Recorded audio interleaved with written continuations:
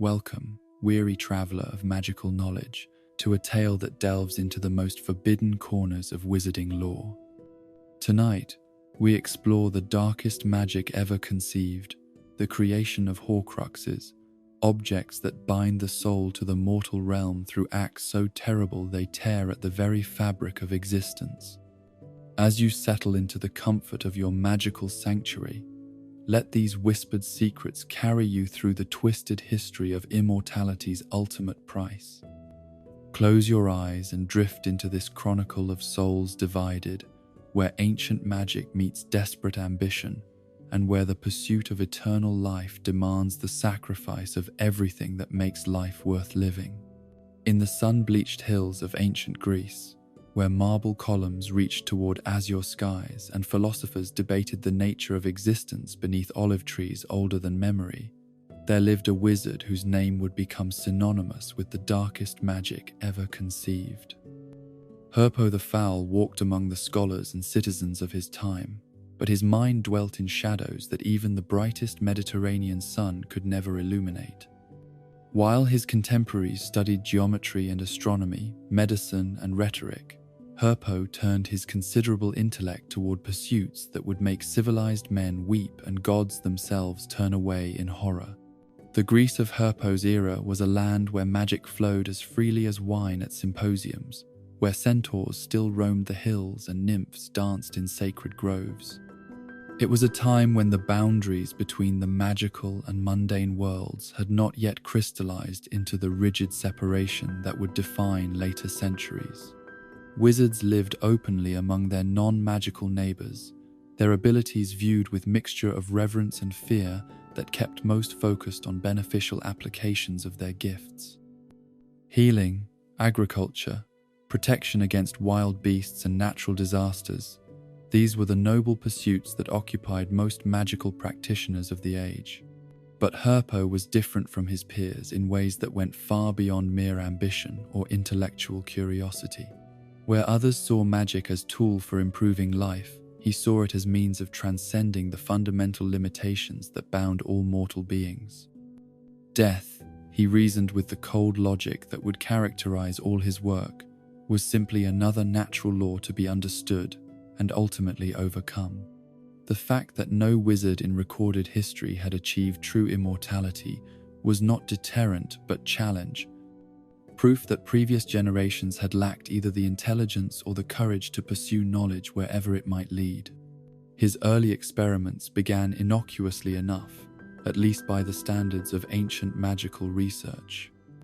He studied the life forces of various creatures, mapping the ways that magical energy flowed through living tissue, documenting how different species aged and died. His notes from this period, fragments of which survived in the private collections of later dark wizards, read like the work of a gifted natural philosopher whose interests happened to focus on mortality rather than more conventional subjects.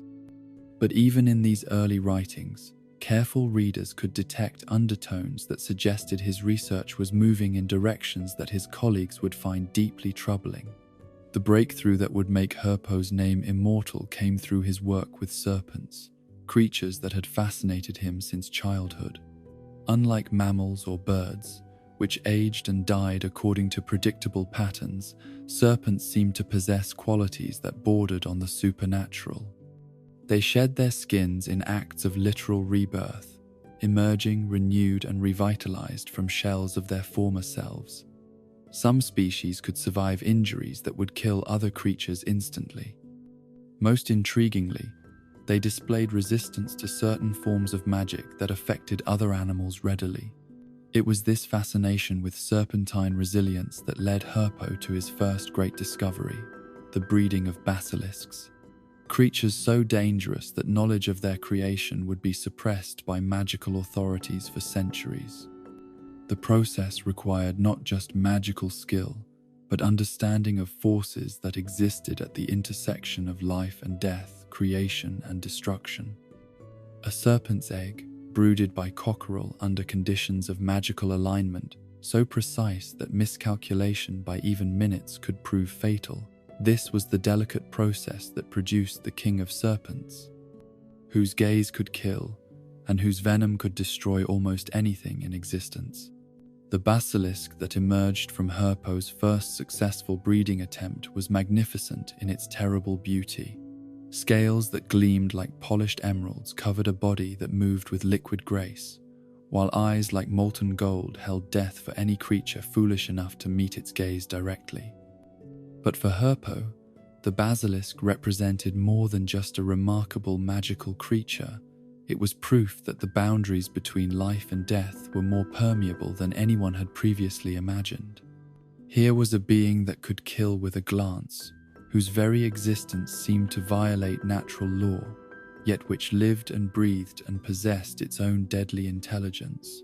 The success of the basilisk breeding filled Herpo with intoxicating sense of power and possibility.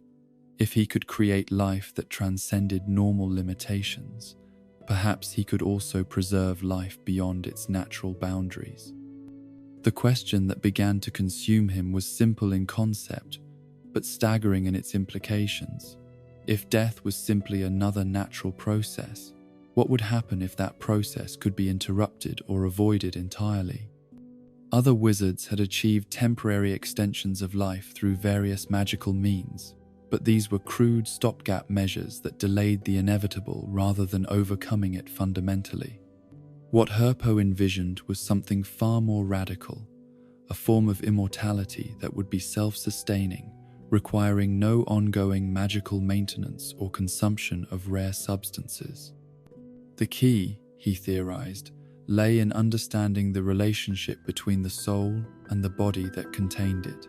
Ancient Greek philosophy had long recognized the soul as the essential component that animated flesh and gave it purpose. If the soul could be somehow protected from the destruction that claimed the body, then true immortality might be achievable. But studying the soul presented challenges that even Herpo's considerable abilities couldn't overcome through conventional means. Souls were invisible to normal sight, intangible to normal touch, resistant to most forms of magical analysis. They could be detected indirectly through their effects on the physical world, but examining them directly required methods that no respectable wizard would contemplate. It was during this period of frustrating research that Herpo made the observation that would change the course of his life and the history of dark magic forever. Murder, he realized, created unique magical conditions that didn't exist under any other circumstances. The violent severance of soul from body released energies that were normally contained within the closed system of a living being. For brief moments after a deliberate killing, these energies remained unstable and potentially manipulable by someone with sufficient knowledge and complete absence of moral restraint. Most wizards instinctively avoided studying such phenomena, finding them disturbing and morally repugnant. But Herpo saw opportunity where others saw horror. His first experiments with murder were conducted on creatures rather than humans, partly for practical reasons, and partly because even he wasn't quite ready to cross that ultimate line. Rats, cats, eventually larger animals, all fell victim to his research as he mapped the precise magical signatures that accompanied different forms of deliberate killing. What he discovered was that the method of death mattered far less than the intent behind it. Accidental deaths produced no useful magical residue. Killings performed in self-defense or to protect others created entirely different energy patterns. Only murders committed with full awareness and complete lack of remorse generated the specific conditions that his research required. The transition from animal to human subjects was gradual but inevitable. Animals, he found, possessed souls that were simpler and less magically active than those of reasoning beings. The energy released by their deaths was insufficient for the kind of advanced soul manipulation that true immortality would require. Humans, with their complex emotional lives and powerful magical potential, would provide the raw material that his experiments demanded. The fact that this would require him to commit acts that civilized society considered the ultimate evil was merely another obstacle to overcome through superior knowledge and unflinching dedication to his goals. His first human victim was a slave whose disappearance would attract no attention from authorities who barely acknowledged such people as human beings in the first place. The man died badly, his final moments prolonged deliberately to maximize the magical energy released during the separation of soul from flesh. Herpo observed and recorded every detail with the detached precision of a natural philosopher studying interesting but morally neutral phenomena. The guilt or horror that might have paralyzed another man were luxuries that he had systematically eliminated from his emotional vocabulary. What he witnessed during that first murder exceeded his most optimistic theoretical predictions. The human soul, when violently separated from its physical container, didn't simply dissipate into whatever realm normally received the dead. Instead, it remained partially tethered to the material world for a brief period, vulnerable to magical manipulation by someone who understood the precise techniques required. More importantly, the act of murder itself damaged not just the victim's soul but the killer's as well, creating a wound in the spiritual fabric that could potentially be exploited for magical purposes. The development of the spell that would allow him to capture and contain fragments of his own damaged soul required months of careful experimentation and dozens of additional murders. Each killing taught him more about the mechanics of soul splitting, while simultaneously making the process easier by further damaging his own spiritual integrity.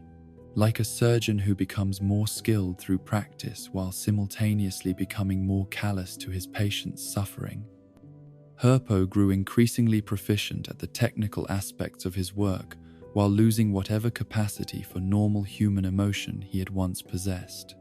The incantation itself, when he finally perfected it, was deceptively simple, a handful of words in ancient Greek that could be spoken in less time than required to draw a single breath.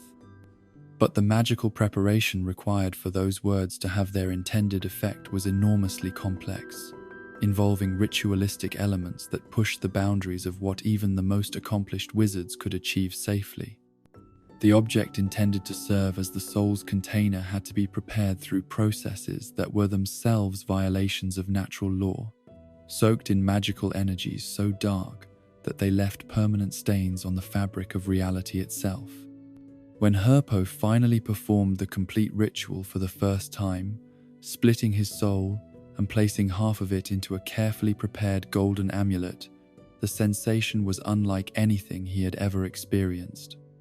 Pain beyond description coursed through his entire being as spiritual essence that had never been meant to be divided was torn apart through pure magical force.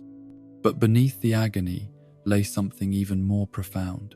The absolute certainty that he had achieved what no wizard in history had accomplished before him.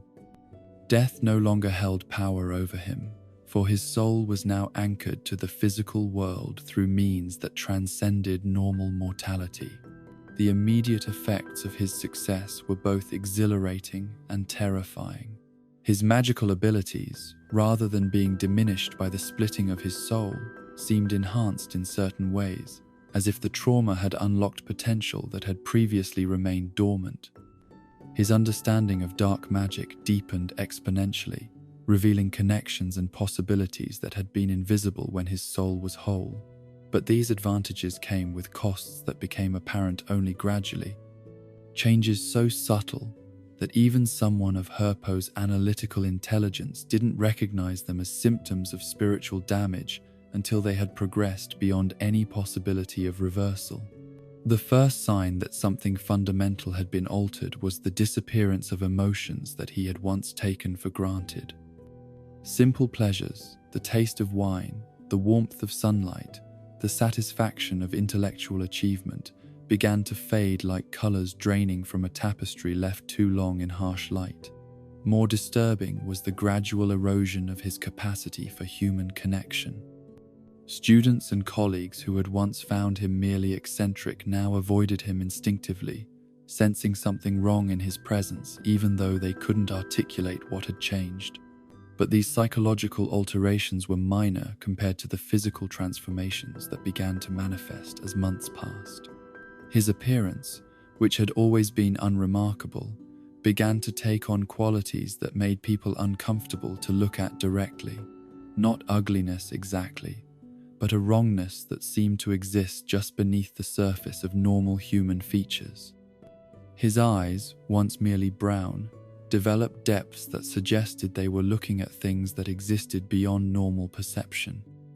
His skin took on a pallor that had nothing to do with lack of sunlight, and everything to do with the unnatural preservation of flesh that should have been aging, according to natural rhythms. Most unsettling was the gradual realization that he could no longer die in any conventional sense. Injuries that should have been fatal healed with supernatural speed.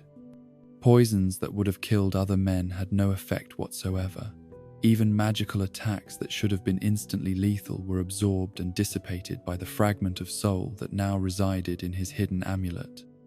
He had achieved the immortality he sought, but at the cost of everything that had made life worth preserving in the first place. The years that followed his successful creation of the first Horcrux were marked by increasing isolation and growing obsession with protecting the object that now contained half his soul. The amulet, hidden in a location known only to him, became more precious than anything he had ever valued when death was still a possibility. Every waking moment was spent considering potential threats to its security, developing ever more elaborate protections, moving it to new hiding places when paranoia suggested that its current location might have been compromised. This paranoid vigilance extended to his human contacts as well. Anyone who showed excessive interest in his research became a potential threat. Former colleagues who asked too many questions about his apparent immunity to aging found themselves the subjects of fatal accidents.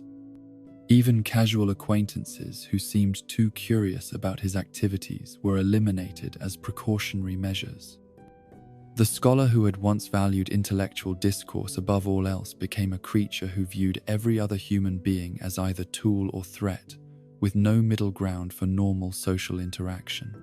The knowledge of Horcrux creation that Herpo had discovered proved to be both blessing and curse. While it granted him the immortality he craved, it also marked him as someone whose very existence was affront to natural law.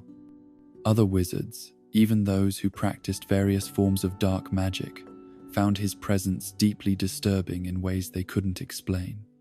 Animals fled from areas where he lived. Plants withered in soil where his blood had been spilled during his experiments. Even the weather seemed affected by his presence, with unnatural fogs and sudden temperature drops occurring wherever he spent extended periods. But perhaps the most profound consequence of his achievement was the realization that immortality, rather than being the ultimate freedom he had imagined, was actually the ultimate prison. Cut off from normal human emotion and connection, unable to experience the simple pleasures that made life meaningful for ordinary people, he found himself trapped in an existence that stretched endlessly ahead without possibility of natural conclusion. Death, which he had sought to escape, began to seem less like enemy and more like the peaceful rest that he had forever denied himself. The historical record of Herpo's later years becomes increasingly fragmentary, as if reality itself preferred not to acknowledge his continued existence.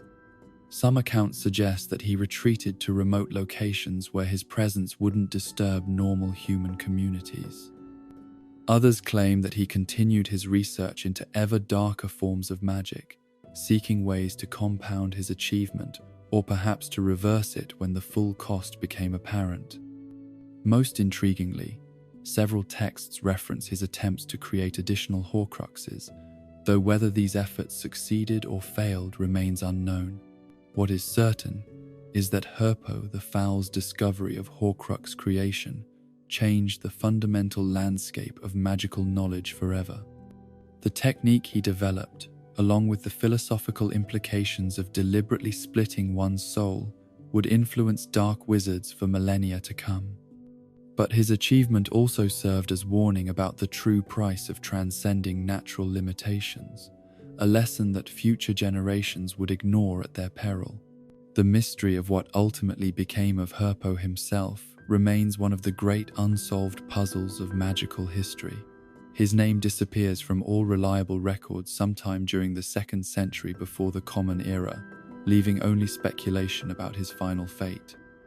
Some historians believe that he achieved a form of immortality so complete that he still walks among us, hidden and changed beyond all recognition. Others suggest that his Horcrux was eventually discovered and destroyed, consigning him to the limbo that awaits all who split their souls. A third possibility, perhaps the most disturbing, is that he found ways to create additional soul anchors and exists still in some form that defies both life and death. But regardless of his ultimate destiny, Herpo's legacy lived on in the knowledge he had unlocked and the precedent he had established. The technique of Horcrux creation, passed down through carefully guarded texts and whispered instruction between master and apprentice, would eventually reach other wizards whose ambitions matched their willingness to pay any price for immortality. Each would learn, as Herpo had learned, that some achievements exact costs so terrible that even success becomes indistinguishable from the most exquisite form of damnation. In the hallowed libraries of ancient civilizations, where scrolls of parchment held the accumulated wisdom of millennia, and scholars debated the fundamental nature of existence by flickering candlelight, there existed knowledge so profound and dangerous that most who encountered it chose to look away rather than comprehend its full implications. The study of souls, those ineffable essences that animated flesh and gave meaning to consciousness, occupied the greatest minds of every magical culture. Yet even the most learned acknowledged that they had barely scratched the surface of mysteries that seemed to exist beyond the reach of mortal understanding. The soul, as understood by the earliest magical theorists, was not merely the animating force that distinguished living beings from inanimate objects, but the very core of individual identity and moral capacity. Ancient Egyptian wizards, whose mastery of death magic remains unmatched even by modern standards, described the soul as consisting of multiple interconnected components: the ka, which represented life force itself; the ba, which embodied personality and individual characteristics; and the akh, which connected the individual to the divine realm beyond mortal existence. This complex understanding recognized that what most people casually referred to as the soul was actually an intricate system of spiritual elements, each serving distinct functions in maintaining the wholeness of a conscious being. Greek magical philosophers, building upon Egyptian foundations while adding their own systematic approach to metaphysical inquiry, developed theories about the soul's relationship to both the physical body and the abstract realm of pure ideas. They recognized that souls possessed qualities that transcended normal physical laws. They could not be weighed or measured by conventional means. Yet their presence or absence was immediately apparent to anyone with the sensitivity to perceive spiritual emanations. More significantly, they understood that souls were not merely passive passengers within physical forms, but active agents that shaped both the bodies they inhabited and the magical energies those bodies could channel and manipulate. The fundamental difference between magical and non-magical souls became apparent to researchers who had access to subjects from both populations.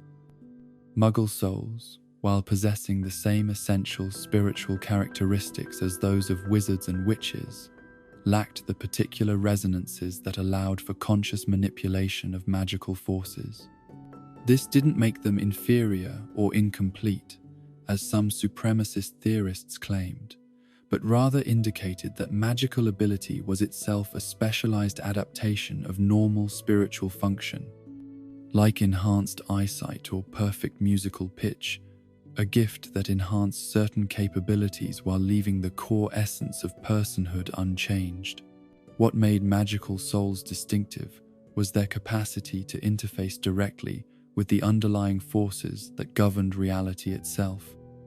Where non-magical individuals could influence the world only through physical action and intellectual persuasion, those possessed of magical souls could extend their will into the fabric of existence, reshaping matter and energy through focused intent, channeled through carefully structured spells and rituals.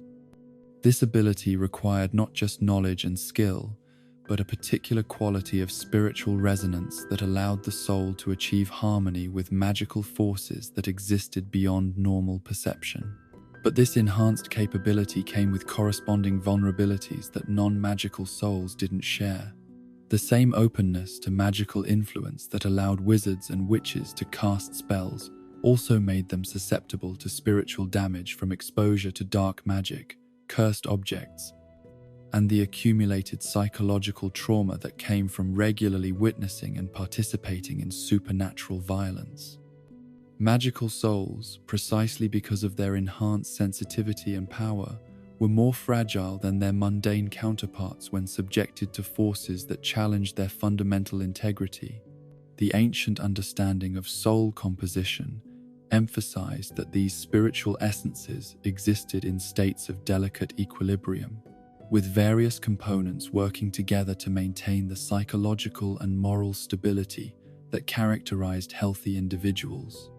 Disturb that balance through magical interference, severe psychological trauma, or deliberate violation of natural law, and the consequences could be devastating not just for the individual, but for everyone around them. This recognition led to the development of magical ethics that went far beyond simple prohibitions against harming others, encompassing sophisticated understanding of how magical actions could create ripple effects that damaged the spiritual fabric of entire communities. Among the most important figures in establishing these ethical frameworks was Adalbert Waffling, a wizard whose theoretical work on the fundamental laws of magic provided foundation for virtually all subsequent scholarly inquiry into the nature of magical practice. Waffling's background was that of a man who had witnessed firsthand the consequences of magical experimentation conducted without proper regard for long-term consequences. Born into a family of experimental thaumaturgists who had spent generations pushing the boundaries of what magic could accomplish, he had grown up surrounded by cautionary examples of what happened when brilliant minds pursued knowledge without wisdom.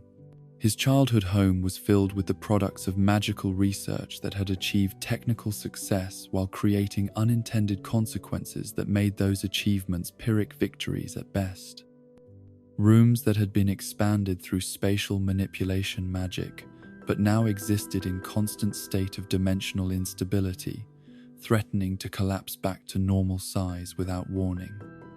Gardens where experiments in accelerated plant growth had produced flowers of extraordinary beauty that emitted psychoactive pollen, making them too dangerous for normal exposure.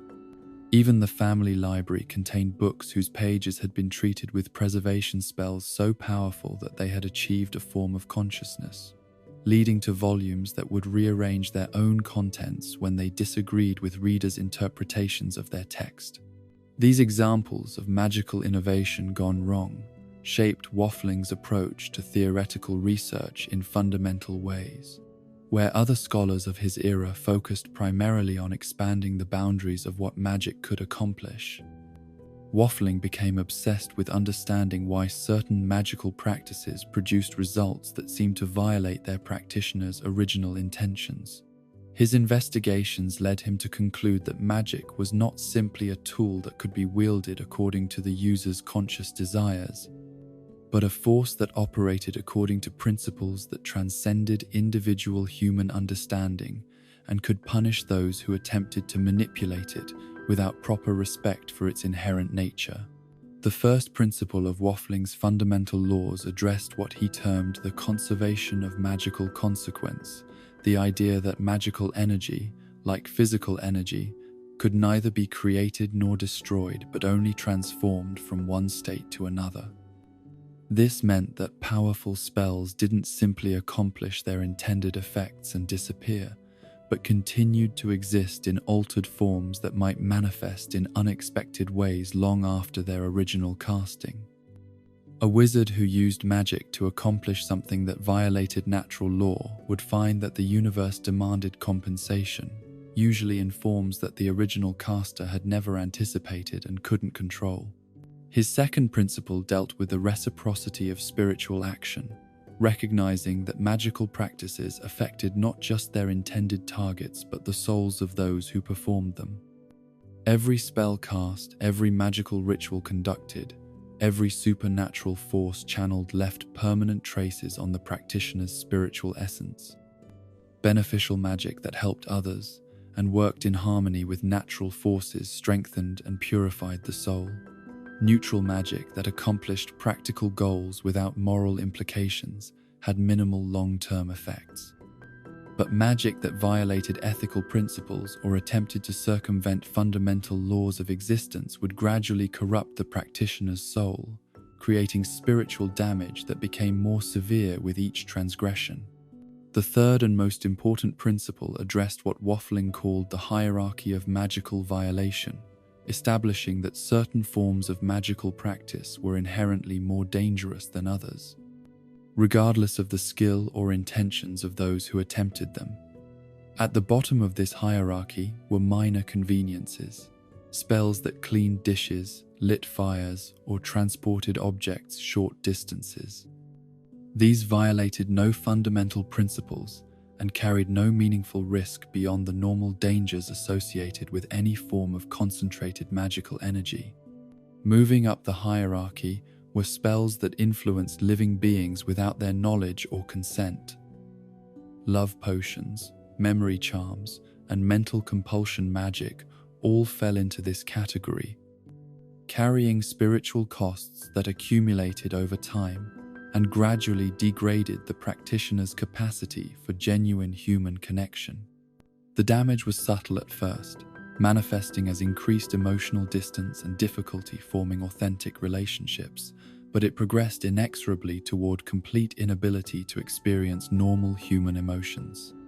Near the top of Waffling's hierarchy were magical practices that attempted to circumvent the natural cycle of life and death. Necromancy, resurrection magic, and artificial life extension all represented attempts to violate what he considered the most fundamental law of existence, the principle that all living things must eventually return to whatever realm existed beyond mortal experience. These practices carried costs so severe that even successful application usually resulted in consequences that made the original practitioner wish they had never attempted them. But at the absolute pinnacle of dangerous magical practice, according to Waffling's analysis, were attempts to directly manipulate the integrity of the soul itself. The soul, he argued, was not merely another component of magical practice, but the very foundation upon which all other forms of supernatural ability rested. To tamper with it was to risk not just individual corruption, but fundamental damage to the magical forces that governed reality itself. Such practices represented the ultimate hubris, the attempt by mortal beings to restructure the most essential aspects of existence according to their limited understanding and selfish desires. Waffling's warnings about soul manipulation were not based merely on theoretical concerns, but on historical evidence gathered from careful study of magical disasters that had occurred throughout recorded history. Time and again, he found, the most catastrophic magical failures had resulted from practitioners who had attempted to alter, damage, or artificially preserve their own souls or those of others. The consequences of such attempts followed predictable patterns: initial apparent success followed by gradual revelation of unintended effects, culminating in disasters that often affected not just the original practitioners but entire communities of innocent people. The mechanisms through which souls maintained their integrity were complex but followed principles that Waffling's research had identified with considerable precision. Healthy souls existed in states of dynamic equilibrium, constantly processing experiences and emotions while maintaining core identity and moral framework that provided stability and continuity over time. This processing required what he termed spiritual metabolism, the ability to integrate new experiences while maintaining essential characteristics that defined individual personality and ethical commitment. When souls were damaged through exposure to dark magic, severe trauma, or deliberate violation of natural law, this spiritual metabolism became impaired in ways that created cascading effects throughout the entire system of magical and psychological function. Early symptoms included decreased empathy, difficulty forming emotional connections, and gradual loss of capacity for moral reasoning. As damage accumulated, affected individuals would begin to experience reality in fundamentally distorted ways, losing the ability to distinguish between their own desires and objective moral truth. The most severely damaged souls eventually reached states that Waffling described as spiritual necropsy, conditions where the essential components that made them recognizably human had been so completely corrupted that what remained bore only superficial resemblance to normal consciousness. Individuals in such states might retain their memories, magical abilities, and basic cognitive functions, but they would have lost everything that made existence meaningful or worthwhile. They became, in essence, animated corpses that happened to retain some characteristics of living beings while lacking the spiritual essence that distinguished life from mere mechanical function. Understanding these principles made the true horror of soul manipulation apparent to anyone with sufficient knowledge and moral sensitivity to grasp their implications. The soul was not simply another tool to be employed for magical purposes, but the very foundation of individual existence and the source of everything that made life worth preserving. To deliberately damage it in pursuit of power or immortality was to destroy the very thing that such power was supposedly meant to protect and preserve. The magical signature that souls projected provided another avenue for understanding their fundamental nature and the ways they could be affected by supernatural forces. Every soul emanated distinctive patterns of energy that could be detected by those with appropriate knowledge and sensitivity. These signatures were as unique as fingerprints, reflecting not just individual identity, but current spiritual condition, recent magical experiences, and underlying moral character. Experienced practitioners could read soul signatures like books, gathering information about people's histories, intentions, and spiritual health from the emanations that surrounded them constantly. Healthy souls projected signatures that were characterized by harmony, complexity, and dynamic stability.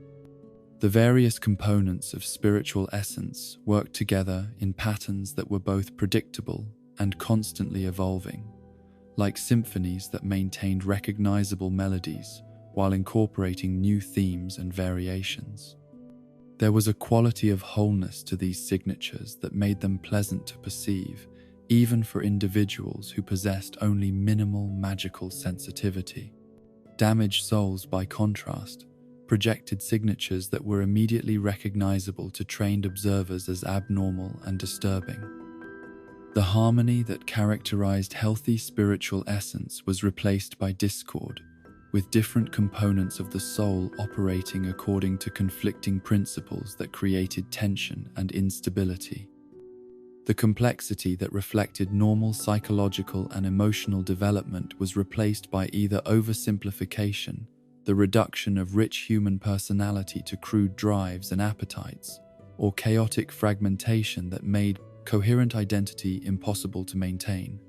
Most disturbing of all were the signatures projected by souls that had been deliberately split through Horcrux creation or similar practices.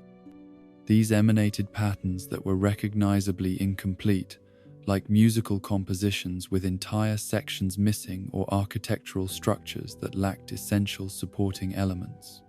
There was something fundamentally wrong about these signatures that made them painful to perceive directly, as if reality itself recoiled from the violation of natural law that they represented. The relationship between soul integrity and magical ability proved to be far more complex than early researchers had anticipated. While it was true that damaged souls retained their capacity to channel magical forces, the quality and reliability of that channeling changed in ways that became increasingly problematic as spiritual corruption progressed. Magic performed by individuals with compromised soul integrity carried what Waffling termed spiritual contamination, traces of the caster's internal corruption that affected not just the immediate results of their spells, but the long-term consequences for everyone and everything those spells touched. This contamination manifested in subtle ways that were often not immediately apparent to casual observers. Spells cast by practitioners with damaged souls might achieve their intended effects, but would carry side effects that emerged only over time. Healing magic performed by corrupted individuals might cure physical ailments while inflicting psychological trauma. Transportation spells might deliver their passengers safely, while leaving traces of dark magic that would affect the locations involved for years or decades. Even simple household magic could become tainted, creating environments that gradually influenced their inhabitants in negative ways. The accumulated effect of widespread exposure to contaminated magic was one of the factors that had led magical communities throughout history to develop strict regulations governing the practice of dark arts and the training of young practitioners. Communities that failed to maintain these standards invariably experienced gradual degradation of their social and moral fabric, as contaminated magic slowly poisoned the spiritual environment in ways that made ethical behavior increasingly difficult for everyone involved. The process through which souls normally transitioned from life to whatever existed beyond mortal experience provided crucial insights into their fundamental nature and the ways they could be artificially manipulated. Natural death, according to Waffling's analysis, represented the completion of a developmental process that began with birth and continued throughout life, gradually preparing the soul for existence in states that transcended physical embodiment. This preparation required the soul to achieve integration of all experiences and relationships encountered during life, resolving conflicts and contradictions, while maintaining essential identity and moral character. The death process itself involved the gradual separation of soul from body in ways that allowed for peaceful transition to whatever realm awaited beyond mortal existence. This separation was facilitated by the natural weakening of the bonds that connected spiritual essence to physical form, a process that typically occurred gradually over the final years or months of life as the body's ability to sustain soul inhabitation declined. When death finally occurred, the soul was ready to release its connection to material existence and move on to whatever came next. But souls that had been artificially altered through magic were unable to complete this natural transition process successfully. The damage created by Horcrux creation, exposure to dark arts, or other forms of spiritual violation prevented them from achieving the integration necessary for peaceful death. Instead, they remained trapped in states of incomplete existence, unable to move forward, but also unable to return to normal life. This was the source of the limbo that awaited those who had deliberately split their souls, not punishment imposed by external forces, but the natural consequence of spiritual damage that made normal death impossible to achieve. The philosophical implications of these discoveries were profound and disturbing, challenging fundamental assumptions about the nature of existence and the relationship between individual choice and cosmic consequence. If souls were subject to natural laws as immutable as those governing physical reality, then the freedom that individuals believed they possessed to shape their own destinies was more limited than most people wanted to acknowledge. Actions had consequences that extended far beyond their immediate effects, creating patterns of spiritual cause and effect that could trap people in cycles of corruption and degradation that became increasingly difficult to escape. Yet Waffling's work also suggested that understanding these principles offered hope for those who chose to align their magical practice with rather than against the fundamental nature of spiritual existence. Souls that were nurtured and protected through ethical magical practice could achieve states of development and integration that transcended normal human limitations without violating the principles that governed healthy spiritual function. The path to genuine transcendence lay not in attempting to circumvent natural law, but in understanding and working with it in ways that honored both individual aspiration and cosmic harmony. The practical applications of soul theory extended into every aspect of magical education and practice, providing frameworks for understanding why certain forms of magic were inherently dangerous, while others were not only safe, but actively beneficial for practitioners and those around them. Medical magic, when performed with proper understanding and ethical commitment, could strengthen both healer and patient by creating connections that enhance spiritual as well as physical well-being. Protective magic could create barriers against dark forces while simultaneously purifying the spiritual environment of those it shielded. Even combat magic, when employed in genuine defense of innocence, could serve to strengthen, rather than corrupt, the souls of those who wielded it. But magic that violated these principles, regardless of its technical sophistication or apparent success, would inevitably exact costs that made its use ultimately self-defeating. The wizard who achieved immortality by splitting his soul would find that what he had preserved was not truly life, but a corrupted remnant that retained the memories and abilities of his former self, while lacking everything that had made existence worthwhile. The practitioner who gained power through dark arts would discover that the strength she had acquired came at the cost of her capacity to enjoy or meaningfully use that power. The researcher who unlocked the secrets of death would learn that some knowledge was too dangerous to possess safely, transforming its possessor into something that could no longer be meaningfully described as human. These principles, established through centuries of careful observation and theoretical analysis, provided the foundation for understanding why Horcrux creation represented the ultimate violation of natural law and the most dangerous form of magical practice ever devised. By deliberately splitting the soul, the very essence of individual existence, Horcrux makers were not just risking their own spiritual integrity, but attacking the fundamental principles that made magical reality possible. The consequences of such actions extended far beyond the individual practitioners, creating ripple effects that could influence entire communities and potentially threaten the stability of the magical world itself. The scholars who had devoted their lives to understanding these principles did so not from academic curiosity alone, but from recognition that such knowledge was essential for the preservation of magical civilization. Without proper understanding of soul theory and its practical implications, future generations would remain vulnerable to the temptations offered by dark magic and the false promises of power without consequence. Only through careful study and transmission of this knowledge could the magical world hope to avoid repeating the tragedies that had befallen those who had chosen to ignore the fundamental laws that governed spiritual existence. In the deepest vaults beneath ancient libraries, where dust motes danced in shafts of candlelight and the very air seemed thick with accumulated secrets, there existed texts so dangerous that merely reading them was considered an act of spiritual self-harm.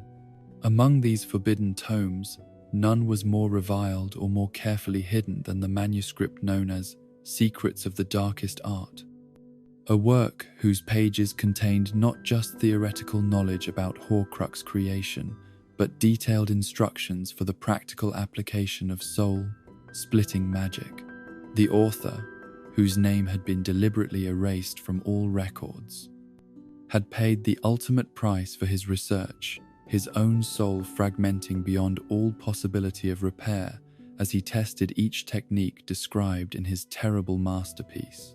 The process of creating a Horcrux, as outlined in these forbidden texts, began long before the moment of actual soul splitting, requiring preparations so extensive and morally compromising that most who attempted them never reached the final ritual. The container object, whether ancient artifact or mundane item transformed through dark magic, had to be subjected to months or even years of preliminary enchantment. each spell designed to make it capable of containing and sustaining a fragment of human soul without being destroyed by the foreign spiritual energy forced into its structure. These preparatory rituals were themselves violations of natural law that left permanent stains on both the practitioner and the surrounding environment. The first stage required the systematic exposure of the chosen object to various forms of concentrated dark magic, beginning with relatively minor curses and gradually progressing to applications of magical force so malevolent that they would kill most living creatures through proximity alone. Each exposure had to be timed precisely according to astronomical phenomena, as the interaction between celestial forces and dark magic created conditions that normal magical theory suggested should be impossible to achieve safely. The chamber in which these preparations took place became, over time, so saturated with malevolent energy that it took on characteristics that defied rational explanation. Shadows moved independently of their sources, cast by light that seemed to originate from somewhere beyond the normal spectrum of human perception. The temperature remained constantly below what should have been physically possible, yet fires burned with flames that provided no warmth and consumed fuel that should have been exhausted within minutes. Most disturbing of all, the chamber would occasionally emit sounds that resembled human voices engaged in conversation, though no living person was present to produce such sounds. The specific incantations required for object preparation had been developed through experimentation that claimed hundreds of lives across multiple generations of dark wizards. Each syllable had been tested and refined through trial and error that treated human suffering as nothing more than data to be analyzed and incorporated into increasingly effective formulas. The words themselves were drawn from languages so ancient that their original meanings had been lost to time, but their phonetic patterns created resonances in the magical fabric of reality that opened channels for forces that existed beyond normal human understanding. These incantations could not be spoken by anyone whose soul remained intact and uncorrupted, as the spiritual pollution required to pronounce them safely would kill or drive insane anyone who retained normal human emotional capacity. This created a paradox that prevented most wizards from even beginning the Horcrux creation process. To speak the preparatory spells, one had to have already damaged one's soul through other forms of dark magic. But such damage made the precision and control required for successful spellcasting increasingly difficult to maintain. The solution developed by the most successful Horcrux makers involved a gradual process of spiritual corruption that began years before the actual attempt at soul splitting. This corruption was accomplished through systematic participation in increasingly heinous magical practices, each one designed to chip away at moral constraints while building tolerance for the kind of spiritual pollution that Horcrux creation demanded. Murder was only the final and most dramatic element in this progression, preceded by months or years of smaller violations that prepared the soul for the ultimate act of self-destruction. The psychological preparation required for Horcrux creation was perhaps even more demanding than the magical aspects, as it required the systematic elimination of every human quality that might interfere with the willingness to commit acts of ultimate evil: love, compassion, guilt, fear, hope. All of these emotions had to be gradually suppressed or corrupted until they no longer served as barriers to behavior that normal human consciousness would find impossible to contemplate. This process was irreversible, creating changes in personality and perception that persisted long after the Horcrux creation was complete. The actual murder that triggered soul-splitting had to meet criteria so specific that many attempts failed not because of magical incompetence, but because the killing didn't generate the precise spiritual conditions that the paling but ritual required. The victim had to be chosen not randomly, but according to principles that maximized the magical energy released during the moment of death: age, magical ability, emotional state, relationship to the killer, All of these factors influenced the quality and quantity of spiritual force that would be available for manipulation during the crucial seconds when soul met blade. Most importantly, the murder had to be committed with complete psychological commitment to the act and its consequences. Any hesitation, regret, or moral conflict during the killing would contaminate the magical energy released and make it unsuitable for Horcrux creation. This requirement meant that successful Horcrux makers were necessarily individuals who had achieved such complete moral corruption that they could end human life with no more emotional disturbance than swatting an insect. Such complete dehumanization was itself a form of spiritual death that made the actual soul-splitting almost redundant.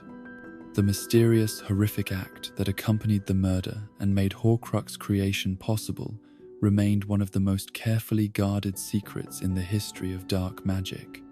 Even the authors of the most comprehensive texts on forbidden magical practices alluded to it only obliquely, suggesting that direct description of the act would be so disturbing that it might drive readers insane or corrupt them merely through exposure to the knowledge. The few hints that survived in historical records suggested something so fundamentally violating of human dignity and natural law that it transformed the killer as much as it affected the victim. Scholars who had devoted their lives to understanding dark magic theorized that this act represented the ultimate desecration of the connection between soul and body, a violation so complete that it created a wound in reality itself, through which fragments of damaged souls could be extracted and preserved.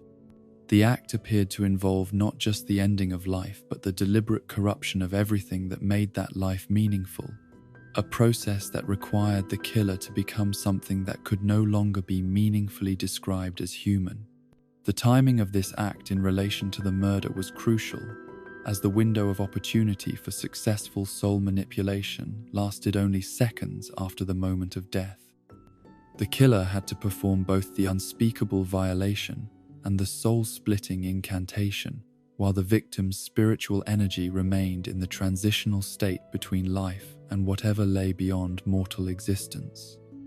This required a level of coordination and magical control that few wizards could maintain while simultaneously committing acts of ultimate evil, explaining why so many attempts at Horcrux creation ended in failure and death for the would-be creators. The incantation that actually split the soul and forced a fragment into the prepared container was deceptively simple in its verbal components, consisting of fewer than a dozen words in a dialect of Parseltongue so archaic that only those with the most profound understanding of serpent language could pronounce it correctly. But the magical energy required to give these words their intended effect was enormous, drawing not only on the killer's own magical reserves, but on the spiritual force released by the victim's death and the accumulated dark energy that had been built up through months of preparatory rituals. The physical sensation experienced during successful soul-splitting was described by the few surviving accounts as pain beyond human comprehension, as if the very essence of individual existence were being torn apart by forces that operated according to principles that normal consciousness could not process. Those who survived the experience reported that the agony was not merely physical but spiritual, affecting every aspect of their being in ways that left permanent changes to their perception of reality and their capacity for human emotion. The immediate aftermath of successful Horcrux creation was characterized by a period of disorientation and adjustment as the newly fragmented soul adapted to existing in multiple locations simultaneously. Many Horcrux makers reported experiencing a form of double consciousness, aware of their primary existence in their physical body, while also sensing the fragment of themselves that now resided in the container object. This dual awareness often proved overwhelming, leading to periods of madness or complete psychological breakdown that could last for months or years. The container object itself underwent dramatic changes during the soul-splitting process, taking on characteristics that reflected the personality and magical signature of its new spiritual inhabitant. Previously inanimate objects would begin to exhibit signs of consciousness and will, developing what could only be described as rudimentary intelligence focused primarily on self-preservation and the protection of the soul fragment they contained. These objects would actively resist attempts to examine or damage them, using magical defenses that seemed to operate independently of any external control. The magical protections that surrounded newly created Horcruxes were generated not by conscious spellcasting but by the instinctive survival responses of the soul fragments themselves. These defenses were often more sophisticated and dangerous than anything the original creator could have devised through deliberate planning, as they drew on magical principles that operated at levels of reality normally inaccessible to conscious manipulation. Curses, illusions, psychological attacks, even alterations to the physical laws governing the space around the Horcrux. All of these could manifest spontaneously as the trapped soul fragment fought to preserve its existence. The process of creating multiple Horcruxes presented exponentially increasing challenges, as each successive soul splitting weakened the spiritual integrity of the creator, while making the precise magical control required for success more difficult to maintain. The soul fragments created through later attempts were typically less stable and more prone to aberrant behavior than those produced when the creator's soul was more intact. This instability manifested in various ways, from Horcruxes that exhibited unpredictable magical effects to those that seemed to develop independent agendas that conflicted with their creator's intentions. The psychological effects of multiple soul-splitting accumulated in ways that made each subsequent attempt more likely to result in complete mental breakdown or death. The fragmented consciousness that resulted from having pieces of one's soul scattered across multiple objects created cognitive and emotional disruptions that grew more severe with each division. Memory became unreliable, as different fragments retained different portions of the creator's experiences and knowledge. Emotional responses became increasingly erratic, as the capacity for normal human feeling was distributed across soul fragments that might be influenced by different environmental factors.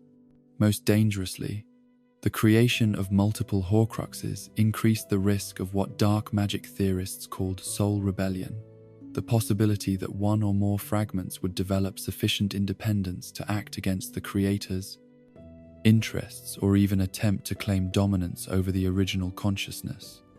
This risk was heightened when Horcruxes were created using living beings as containers, as the interaction between the foreign soul fragment and the host creature's natural spiritual energy could produce unpredictable mutations in both entities. The physical transformation that accompanied Horcrux creation was gradual but inexorable, as the unnatural preservation of life through soul splitting prevented the normal aging process while introducing changes that reflected the spiritual corruption the creator had undergone. Skin would take on a waxy, unnatural pallor that suggested preservation through artificial means rather than healthy life. Eyes would lose their normal human depth and warmth, taking on qualities that observers found disturbing to look at directly. Even basic bodily functions would be affected, as the fragmented soul could no longer properly animate and maintain the physical form according to normal biological processes. These physical changes were accompanied by alterations in magical signature and spiritual presence that made Horcrux makers immediately recognizable to those with the sensitivity to detect such emanations. The fractured nature of their souls created distortions in the magical field around them that were perceived by others as fundamentally wrong or threatening, even when no overt hostile action was being taken. Animals would flee from their presence, plants would wither in their vicinity, and even inanimate objects would sometimes malfunction or break when exposed to their corrupted spiritual energy for extended periods. The long-term consequences of Horcrux creation extended far beyond the individual creator, affecting everyone and everything that came into contact with the fragmented soul or its container objects. Family members would experience unexplained psychological disturbances, ranging from chronic nightmares to gradual personality changes that reflected the influence of the nearby Horcrux. Communities where Horcruxes were hidden would suffer from increased rates of violence, mental illness, and moral degradation as the accumulated spiritual pollution gradually contaminated the local magical environment. Even the locations where Horcrux creation rituals were performed bore permanent scars that could be detected centuries after the original events.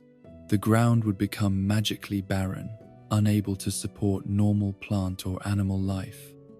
Buildings would develop structural instabilities that had no physical cause but reflected the damage done to reality itself through the violation of natural law. Weather patterns would be altered in ways that created persistent atmospheric disturbances characterized by unnatural fog, temperature fluctuations, and electromagnetic phenomena that interfered with both magical and mundane technology. The attempt to reverse Horcrux creation through the reintegration of soul fragments was theoretically possible, but practically almost impossible, requiring not just magical knowledge and skill, but psychological and spiritual transformation that few who had committed such acts could achieve. The process demanded genuine remorse for all the acts that had led to soul splitting, but the psychological changes that made Horcrux creation possible also made such complete emotional reversal extremely unlikely. Those who had corrupted themselves sufficiently to split their souls had typically destroyed their capacity for the kind of moral clarity and emotional honesty that reintegration required. The few documented cases of attempted soul reintegration had resulted in outcomes that ranged from complete failure to forms of success that were arguably worse than the original fragmented state. The process itself was described as involving pain that exceeded even the original soul splitting, as the damaged fragments had to be forced back together despite having adapted to separate existence over years or decades. Even when successful, the reintegrated soul retained permanent damage that manifested as severe personality disorders, unpredictable magical abilities, and chronic psychological instability that often led to madness or suicide within months of the attempted healing. The magical energy required for soul reintegration was so enormous that few wizards possessed sufficient power to attempt it, and those who did often died from the effort even when working on willing subjects whose cooperation maximized the chances of success.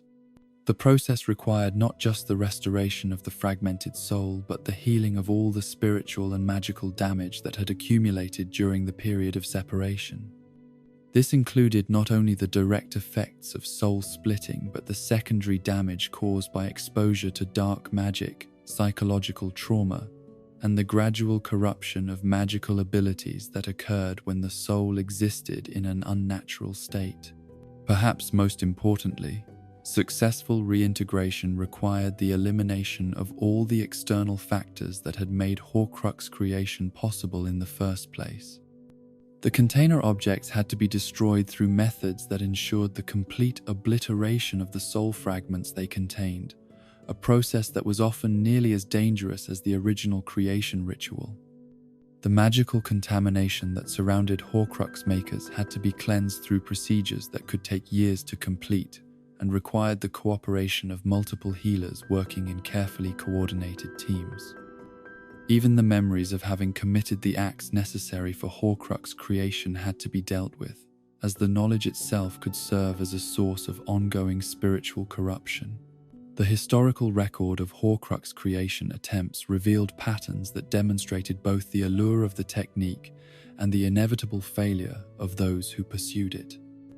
In virtually every documented case, the creators had begun their journey towards soul splitting with noble, or at least understandable motivations: the desire to preserve knowledge, protect loved ones, or achieve goals that seemed to justify the extreme measures they contemplated. But the process of preparation itself changed them in ways that made such motivations irrelevant, transforming idealists into monsters who retained only the technical knowledge needed to complete their transformation while losing everything that had made their original goals meaningful. The ultimate irony of Horcrux creation was that it promised immortality while delivering a form of existence that made immortality itself a curse rather than a blessing. Those who succeeded in splitting their souls found themselves trapped in states of being that combined the worst aspects of life and death while providing the benefits of neither. They could not die naturally, but they could not truly live in any meaningful sense. They retained their memories and magical abilities, but lost their capacity to enjoy or find meaning in anything those capabilities might accomplish. They achieved the eternal preservation of consciousness while destroying everything that made consciousness worth preserving. This fundamental contradiction at the heart of Horcrux creation represented the ultimate expression of the principle that had governed all forms of dark magic throughout history.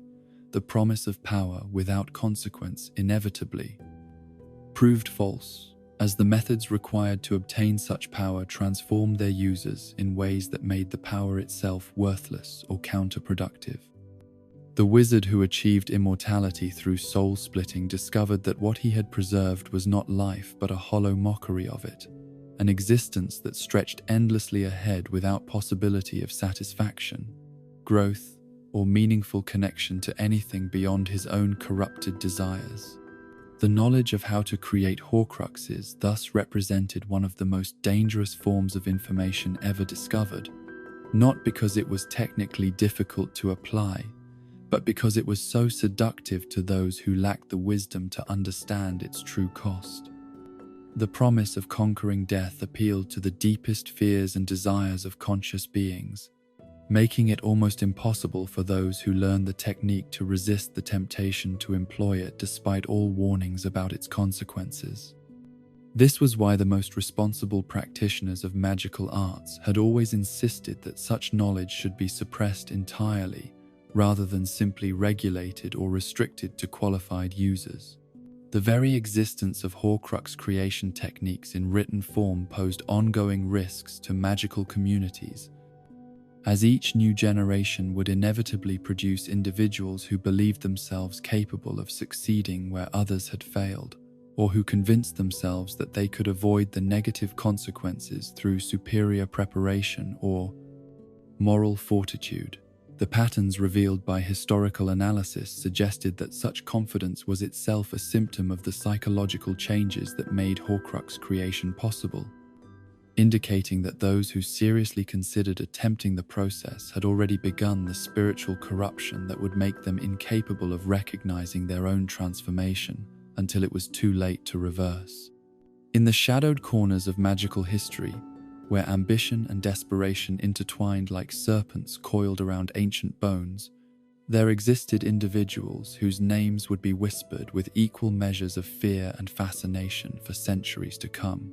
These were the Horcrux makers, wizards and witches who had gazed into the abyss of their own mortality and made the conscious choice to sacrifice everything that made them human in exchange for the promise of eternal existence.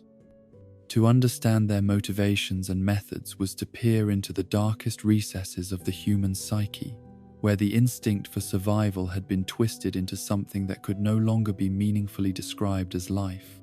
The psychological profile of those who seriously contemplated Horcrux creation revealed patterns that were both predictable and profoundly disturbing. Without exception, they were individuals of exceptional magical ability whose talents had isolated them from normal human connections from an early age. The combination of superior power and social alienation created fertile ground for the development of personality traits that would eventually make the most extreme forms of dark magic seem not just acceptable but inevitable. They were, fundamentally, people who had learned to view other human beings as objects rather than fellow conscious entities deserving of moral consideration. This dehumanization of others typically began subtly, manifesting first as intellectual arrogance that gradually evolved into complete emotional disconnection from the suffering of those they considered inferior. A brilliant young wizard who began by dismissing the opinions of less gifted classmates might progress to conducting painful experiments on magical creatures, then to manipulating the minds of fellow students, And finally, to viewing murder as simply another research technique to be employed when circumstances warranted it. Each step in this progression felt natural and justified to the individual taking it, while outside observers could see the clear pattern of moral degradation that was transforming a promising student into a monster. The family backgrounds of known Horcrux makers revealed additional factors that contributed to their eventual corruption. Many came from magical bloodlines that had been isolated from mainstream wizarding society for generations, developing their own moral codes that bore little resemblance to conventional ethical standards. These families often practiced forms of magic that were considered dark arts by the broader magical community, but which were presented to their children as legitimate ancestral traditions that connected them to sources of power unavailable to ordinary wizards. Growing up in such environments normalized the use of forbidden techniques while instilling beliefs about magical superiority that made empathy for non-family members seem unnecessary and counterproductive. Others emerged from backgrounds of extreme poverty or persecution that had taught them to view the world as fundamentally hostile and other people as threats to be neutralized or resources to be exploited. These individuals approached magic with a desperately utilitarian mindset, seeing it primarily as a means of achieving the security and power that their early experiences had taught them were essential for survival. For them, moral qualms about the methods used to achieve their goals were luxuries they could not afford, obstacles to be overcome rather than principles to be honored. Perhaps most tragically, some Horcrux makers had begun their journey toward darkness with genuinely noble intentions, seeking immortality not for selfish reasons, but to continue protecting loved ones or advancing causes they believed served the greater good. These individuals often possessed highly developed moral reasoning that made them particularly adept at constructing elaborate justifications for increasingly questionable actions. They could convince themselves that temporary compromise of their principles was acceptable if it served larger purposes, never recognizing that the process of justifying evil acts was itself changing them in ways that made those larger purposes irrelevant. The initial decision to research Horcrux creation typically occurred during periods of crisis when conventional solutions to pressing problems seemed inadequate. A wizard facing terminal illness might begin investigating methods of life extension that gradually led him toward more extreme options. A witch whose family had been destroyed by dark forces might seek power sufficient to prevent similar tragedies, eventually concluding that the moral restraints that limited her effectiveness were obstacles to be eliminated rather than principles to be preserved. A researcher whose life's work was threatened by political upheaval might decide that his knowledge was too valuable to risk losing to natural death, rationalizing increasingly dangerous experiments as necessary sacrifices for the advancement of magical understanding. The process of actually learning Horcrux creation techniques proved to be as psychologically transformative as the eventual implementation of those techniques. The texts that contained such information were deliberately designed to corrupt their readers, using magical influences embedded in the writing itself to gradually erode moral resistance, while simultaneously increasing the reader's confidence in their ability to control the consequences of their actions. Simply studying the theoretical principles behind soul-splitting began the process of spiritual damage that would eventually make the practical application of those principles possible. The psychological changes that accompanied this educational process were subtle but irreversible. Readers would find themselves becoming increasingly critical of conventional moral standards, viewing them as arbitrary limitations imposed by inferior minds who lacked the intelligence and courage to transcend ordinary human constraints.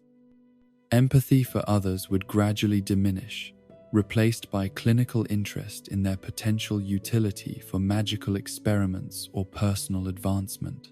Most insidiously, the capacity for self-reflection would be systematically undermined, making it increasingly difficult for the affected individuals to recognize the changes occurring in their own personalities and value systems.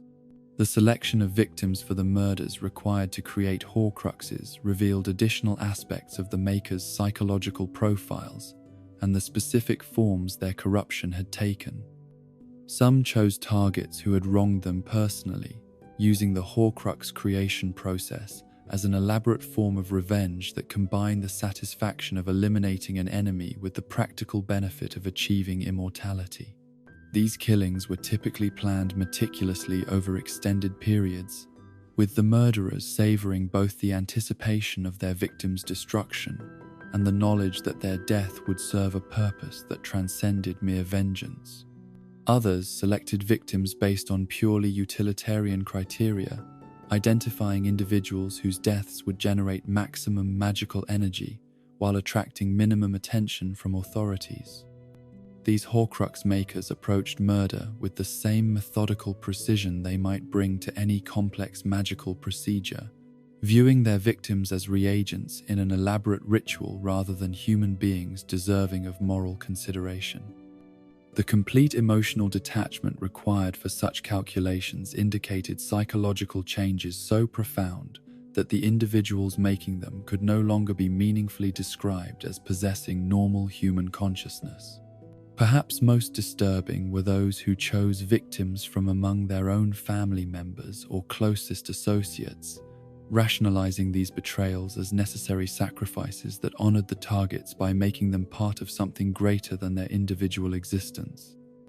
These murders required not just emotional detachment, but active corruption of the bonds of love and loyalty that normally prevented such actions.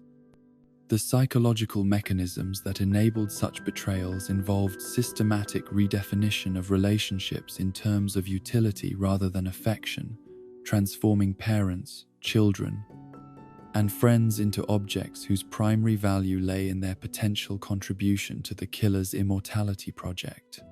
The actual moment of committing murder for Horcrux creation purposes represented a psychological threshold that, once crossed, fundamentally altered the killer's relationship with their own humanity.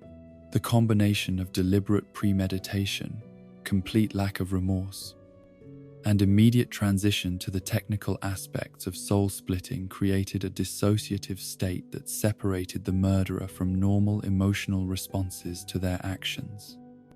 Instead of experiencing guilt, horror, or grief, they would typically report feelings of triumph, relief, or scientific curiosity about the magical phenomena they were witnessing and controlling.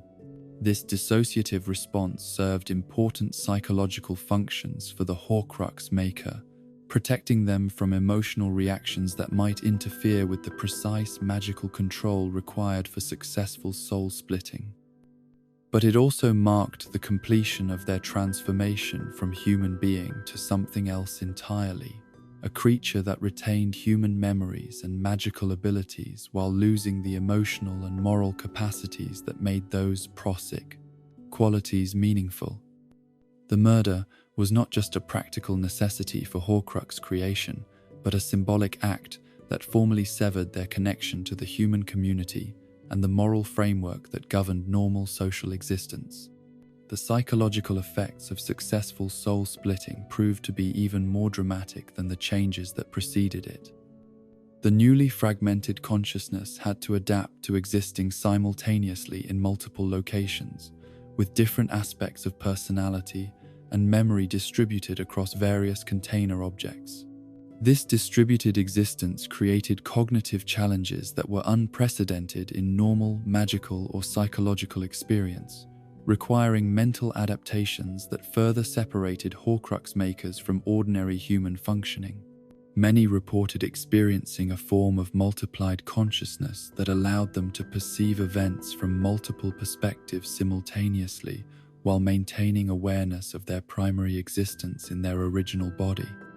This enhanced perception came at the cost of normal, emotional integration, as feelings and responses had to be processed across soul fragments that might be separated by vast distances and influenced by different environmental factors. The result was often a kind of emotional flattening that made genuine human connection impossible, while creating an illusion of enhanced rational capacity that was actually a symptom of severe psychological dysfunction. The paranoia that inevitably developed around protecting Horcruxes represented another crucial aspect of the Maker's psychological profile and the ways that soul-splitting changed their relationship with the world around them. Each container object became more precious than anything they had valued when their soul was whole, as its destruction would mean not just the loss of immortality, but the elimination of part of their fundamental existence. This created obsessive behaviors focused on Horcrux security that consumed increasing amounts of mental and magical energy while providing diminishing returns in terms of actual protection. The specific forms this paranoia took revealed important information about the psychological state of individual Horcrux makers and the ways their fragmented consciousness processed threats and relationships. Some became convinced that everyone around them was a potential enemy who might discover and destroy their hidden soul fragments, leading to elaborate surveillance networks and preemptive strikes against individuals whose only crime was existing in proximity to Horcrux locations. Others developed complex conspiracy theories that attributed every setback or unexpected event to organized efforts to locate and eliminate their immortality anchors. Most developed elaborate systems of deception and misdirection designed to conceal not just the location of their Horcruxes, but the very fact that such objects existed. These systems required constant maintenance and refinement as circumstances changed and new threats emerged, creating cognitive loads that would have overwhelmed normal human psychology, but which the fragmented consciousness of Horcrux makers seemed uniquely adapted to handle. The ability to maintain multiple layers of deception simultaneously while coordinating security measures across various locations suggested mental capacities that transcended normal human limitations. But these capabilities came at the cost of the ability to form genuine relationships or experience authentic emotions. The relationship between Horcrux makers and their own emotions underwent progressive deterioration that accelerated with each additional soul splitting. What began as strategic emotional detachment designed to facilitate difficult decisions evolved into complete inability to access the full range of human feeling. Love, joy, contentment, even simple pleasure in everyday experiences, all of these gradually faded until what remained was a narrow spectrum of sensations focused primarily on power, control, and the satisfaction of successfully implementing complex plans. This emotional impoverishment had profound effects on the Maker's magical abilities and their approach to spellcasting and ritual work. Magic that depended on positive emotions became increasingly difficult or impossible to perform effectively, while spells fueled by negative emotions like anger, fear, or hatred grew more powerful and easier to control. This created a feedback loop that reinforced the psychological changes already occurring. As the Horcrux makers found themselves gravitating toward forms of magic that were compatible with their altered emotional state while becoming increasingly unable to access magical traditions that required empathy, love, or genuine concern for others. The social isolation that inevitably accompanied Horcrux creation was both a cause and consequence of the psychological changes experienced by the makers. Their altered emotional state made normal human relationships impossible to maintain, while their activities required secrecy that prevented the formation of new connections based on shared understanding of their situation. Even relationships with other dark wizards became problematic, as the paranoia and emotional detachment that characterized Horcrux makers made them poor candidates for alliances or collaborative projects that required trust and mutual support. This isolation was further reinforced by the physical and magical changes that accompanied soul splitting, which made Horcrux makers increasingly disturbing for others to be around. Their presence generated subtle but persistent feelings of unease in those with normal, magical sensitivity, while their conversation and behavior patterns reflected psychological alterations that marked them as fundamentally different from ordinary human beings. Even those who were unaware of their true nature would find themselves avoiding extended contact, responding to instinctive warnings that such individuals represented threats to psychological and spiritual well-being. The intellectual arrogance that had often contributed to their initial decision to pursue Horcrux creation was amplified by the successful completion of the process and the enhanced magical abilities that sometimes resulted from bedtime. Soul-splitting. Having accomplished something that most wizards considered impossible, Horcrux makers often developed grandiose self-concepts that positioned them as evolutionary advances beyond normal humanity, rather than damaged beings who had sacrificed their essential nature for artificial preservation of existence. This self-aggrandizement served important psychological functions by providing justification for their isolation and different moral standards, but it also prevented them from recognizing the true extent of their losses or considering the possibility that their achievements might not be worth their cost. The long-term psychological trajectory of Horcrux makers followed predictable patterns that demonstrated the ultimately self-defeating nature of their achievements. The immortality they had gained proved to be a form of eternal imprisonment rather than liberation from mortal constraints. Unable to die naturally, but also unable to truly live in any meaningful sense, they found themselves trapped in existence that combined the worst aspects of life and death while providing the benefits of neither. The consciousness they had preserved through soul-splitting became a burden rather than a gift, as awareness without the capacity for growth, connection, or genuine satisfaction stretched endlessly ahead without possibility of resolution or peace. The few documented cases of Horcrux makers who had attempted to reverse their condition through soul reintegration revealed additional aspects of their psychological profiles and the depth of transformation they had undergone. The genuine remorse required for successful reintegration proved to be almost impossible for individuals whose capacity for normal human emotion had been so thoroughly compromised. Those who made serious attempts at reversal often discovered that they could intellectually acknowledge the wrongness of their past actions without experiencing the emotional reality of guilt or regret that actual repentance required. Even in cases where some degree of emotional recovery was achieved, the psychological damage from years or decades of fragmented existence proved largely irreversible. The reintegrated individuals retained memory of having existed as distributed consciousness, creating identity confusion and dissociative symptoms that often proved more disturbing than their previous condition. The knowledge of having committed acts necessary for Horcrux creation continued to influence their self-concept and relationships with others, marking them as fundamentally different from people who had never crossed such ultimate moral boundaries.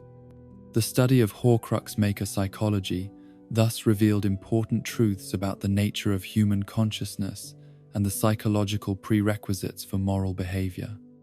The capacity for empathy, emotional connection, and genuine remorse were not merely nice additions to human personality, but essential components that made ethical behavior possible and meaningful existence achievable.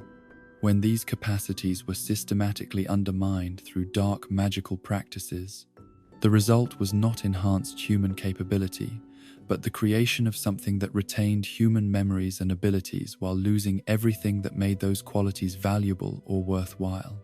The ultimate lesson of Horcrux maker psychology was that the pursuit of power through the abandonment of moral constraints was fundamentally self-defeating, transforming its practitioners into beings who possessed the capabilities they had sought while losing the capacity to derive any genuine satisfaction from using them. They became examples of the principle that some achievements could only be purchased at prices that made the achievements themselves worthless, serving as warnings about the true cost of attempting to transcend human limitations through methods that violated the essential nature of human consciousness itself. This understanding made the psychological profile of Horcrux makers particularly valuable for those seeking to prevent future instances of such corruption. The warning signs were clear and consistent across different historical periods and cultural contexts: excessive intellectual arrogance combined with social isolation, gradual dehumanization of others accompanied by increasingly elaborate moral justifications for harmful behavior, and progressive emotional detachment that began as strategic choice but evolved into permanent psychological dysfunction. Recognition of these patterns could potentially allow intervention before the point of no return was reached, though the historical record suggested that individuals who had progressed far enough to seriously consider Horcrux creation were typically beyond the reach of conventional therapeutic or moral appeals. The psychology of Horcrux makers thus stood as one of the most sobering examples of human potential for self-destruction through the pursuit of power without wisdom, immortality without understanding of what made existence worthwhile, and knowledge without recognition of the moral responsibilities that came with such knowledge. Their stories served as eternal reminders that the greatest threats to human flourishing often came not from external enemies but from the corruption of human nature itself when ambition exceeded wisdom and the desire for power overwhelmed the capacity for genuine self-reflection and moral growth. In the pristine corridors of Hogwarts' School of Witchcraft and Wizardry, where portraits whispered secrets to one another and ancient magic hummed through stone walls worn smooth by centuries of student footsteps, there walked a boy whose handsome face and charming manner concealed depths of ambition and cruelty that would eventually transform him into the most feared dark wizard in magical history. Tom Marvolo Riddle moved through his school years like a predator studying potential prey, his brilliant mind cataloguing weaknesses and opportunities, while his charismatic personality drew admirers who never suspected they were being evaluated for their potential usefulness in plans that stretched far beyond anything their heifers, innocent imaginations could conceive. The young Tom Riddle, who entered Hogwarts in 1938, possessed all the qualities that teachers and fellow students found most admirable in a promising wizard. His magical abilities were extraordinary, manifesting in ways that suggested not just raw power, but an intuitive understanding of complex theoretical principles that typically took years of study to master. His academic performance was flawless, earning top marks in every subject while displaying the kind of intellectual curiosity that made professors eager to share advanced knowledge with someone capable of appreciating its subtleties. Most importantly, he possessed a natural magnetism that drew others to him like moths to flame, creating circles of admirers and followers who competed for his attention and approval. But beneath this carefully constructed facade of excellence lay a mind that had already begun to turn toward darkness long before he encountered the forbidden texts that would guide his transformation. His childhood at Wool's orphanage had taught him that other people were obstacles to be manipulated or eliminated rather than fellow human beings deserving of consideration and respect. The discovery of his magical abilities had not humbled him with recognition of the responsibility that came with such power, but had instead convinced him that he was fundamentally superior to the ordinary mortals who surrounded him and constrained his ambitions through their weakness and mediocrity. The Hogwarts Library, with its vast collection of magical texts ranging from elementary spellbooks to advanced theoretical treatises, became Tom's primary hunting ground for the knowledge that would eventually enable his descent into ultimate evil. He approached his research with systematic thoroughness that impressed even the most demanding professors, but his true interests lay in areas that the official curriculum barely acknowledged existed. Defense Against the Dark Arts textbooks contained tantalizing hints about forbidden magics that were described only in terms of their dangers and the methods used to counter them. Ancient history texts referenced civilizations that had fallen to mysterious magical catastrophes whose causes were never fully explained. Most intriguingly, magical theory courses discussed the fundamental principles governing reality itself, including warnings about practices so dangerous that they were mentioned only to emphasize their absolute prohibition. It was during his third year at Hogwarts that Tom first encountered references to the concept of Horcrux creation, buried in a footnote within a text on ancient magical practices that had been placed in the restricted section, specifically to keep such information away from impressionable young minds. The author's description was deliberately vague, offering just enough detail to indicate that methods existed for achieving immortality through soul manipulation while providing dire warnings about the consequences of attempting such techniques. For most students, such warnings would have served their intended purpose of discouraging further investigation. For Tom Riddle, they represented an irresistible challenge and the first glimpse of possibilities that matched the scope of his ambitions. The process of locating more detailed information about Horcrux creation required skills in research and manipulation that Tom had been developing throughout his school career. The restricted section contained numerous texts that touched on various aspects of soul magic, but accessing them required written permission from professors who were unlikely to approve requests from students seeking knowledge about forbidden practices. Tom solved this problem through a combination of forged authorization documents and carefully cultivated relationships with teachers who viewed him as an exceptional student, deserving of special consideration and advanced instruction. His charm offensive targeted professors who possessed both the authority to grant access to restricted materials and the knowledge to provide guidance about their contents. Professor Slughorn, who taught potions and collected talented students like trophies to display at social gatherings, proved particularly susceptible to Tom's carefully calibrated displays of intellectual brilliance and personal charm. The boy's questions were always framed in terms of academic curiosity and theoretical interest, never revealing the practical applications he was contemplating. His essays demonstrated sophisticated understanding of complex magical principles while maintaining the appearance of purely scholarly inquiry that reassured his teachers about his intentions and moral character. The breakthrough that would change the trajectory of Tom's life came during his 5th year, when his systematic exploration of the restricted section led him to a text called Secrets of the Darkest Art. This book, which should never have been accessible to students of any age, contained detailed instructions for the most forbidden magical practices ever developed, including step-by-step procedures for creating Horcruxes. The author, whose name had been deliberately obscured through magical means, had clearly been someone who had not only studied these techniques theoretically but had applied them practically, writing from personal experience about the methods and consequences of soul-splitting magic.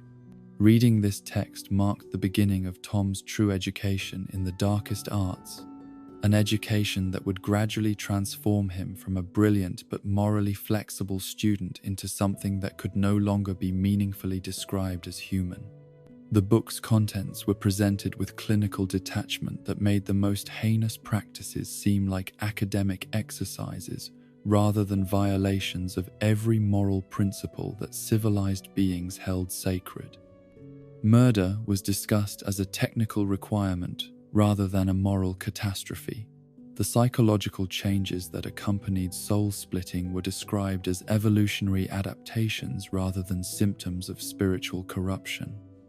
Most seductively, the promise of immortality was presented as an achievement worthy of any sacrifice rather than a goal that required the destruction of everything that made life worth preserving.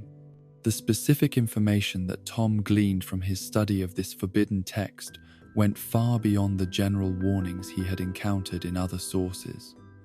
He learned not just that Horcrux creation was possible, but how it was accomplished, what materials and conditions were required, and most crucially, what specific acts of murder and violation were necessary to achieve the soul-splitting that made immortality achievable.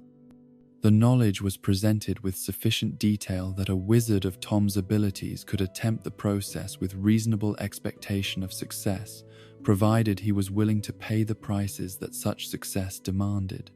But even more than specific technical information, The text provided Tom with philosophical frameworks that allowed him to rationalize the acts he was contemplating as necessary steps in his evolution beyond ordinary human limitations. The author argued that conventional moral constraints were artificial limitations imposed by inferior minds who lacked the courage and intelligence to transcend the boundaries that confined ordinary existence. Death was presented not as a natural conclusion to life, but as an arbitrary limitation that could and should be overcome by those capable of understanding the methods required. Most importantly, the suffering of others was characterized as acceptable collateral damage in pursuit of goals that transcended individual ethical concerns. These ideas resonated with psychological tendencies that Tom had been developing since childhood, providing intellectual justification for attitudes and impulses that he had previously kept hidden from teachers and fellow students. The systematic dehumanization of other people that was prerequisite for Horcrux creation aligned perfectly with his existing view of others as tools to be used or obstacles to be eliminated. The emphasis on individual superiority and transcendence of normal moral constraints validated his belief that conventional ethical standards did not apply to someone of his exceptional abilities and destiny. Most seductively, the promise of unlimited time to pursue his ambitions offered the prospect of achieving goals that would otherwise be constrained by the brevity of normal human existence. The transition from theoretical knowledge to practical planning began during Tom's 6th year, as he started identifying potential victims and container objects that would serve his purposes when he was ready to attempt Horcrux creation. His selection criteria were based on principles outlined in the forbidden text, which emphasized the importance of choosing murders that would generate maximum magical energy while minimizing the risk of discovery by authorities.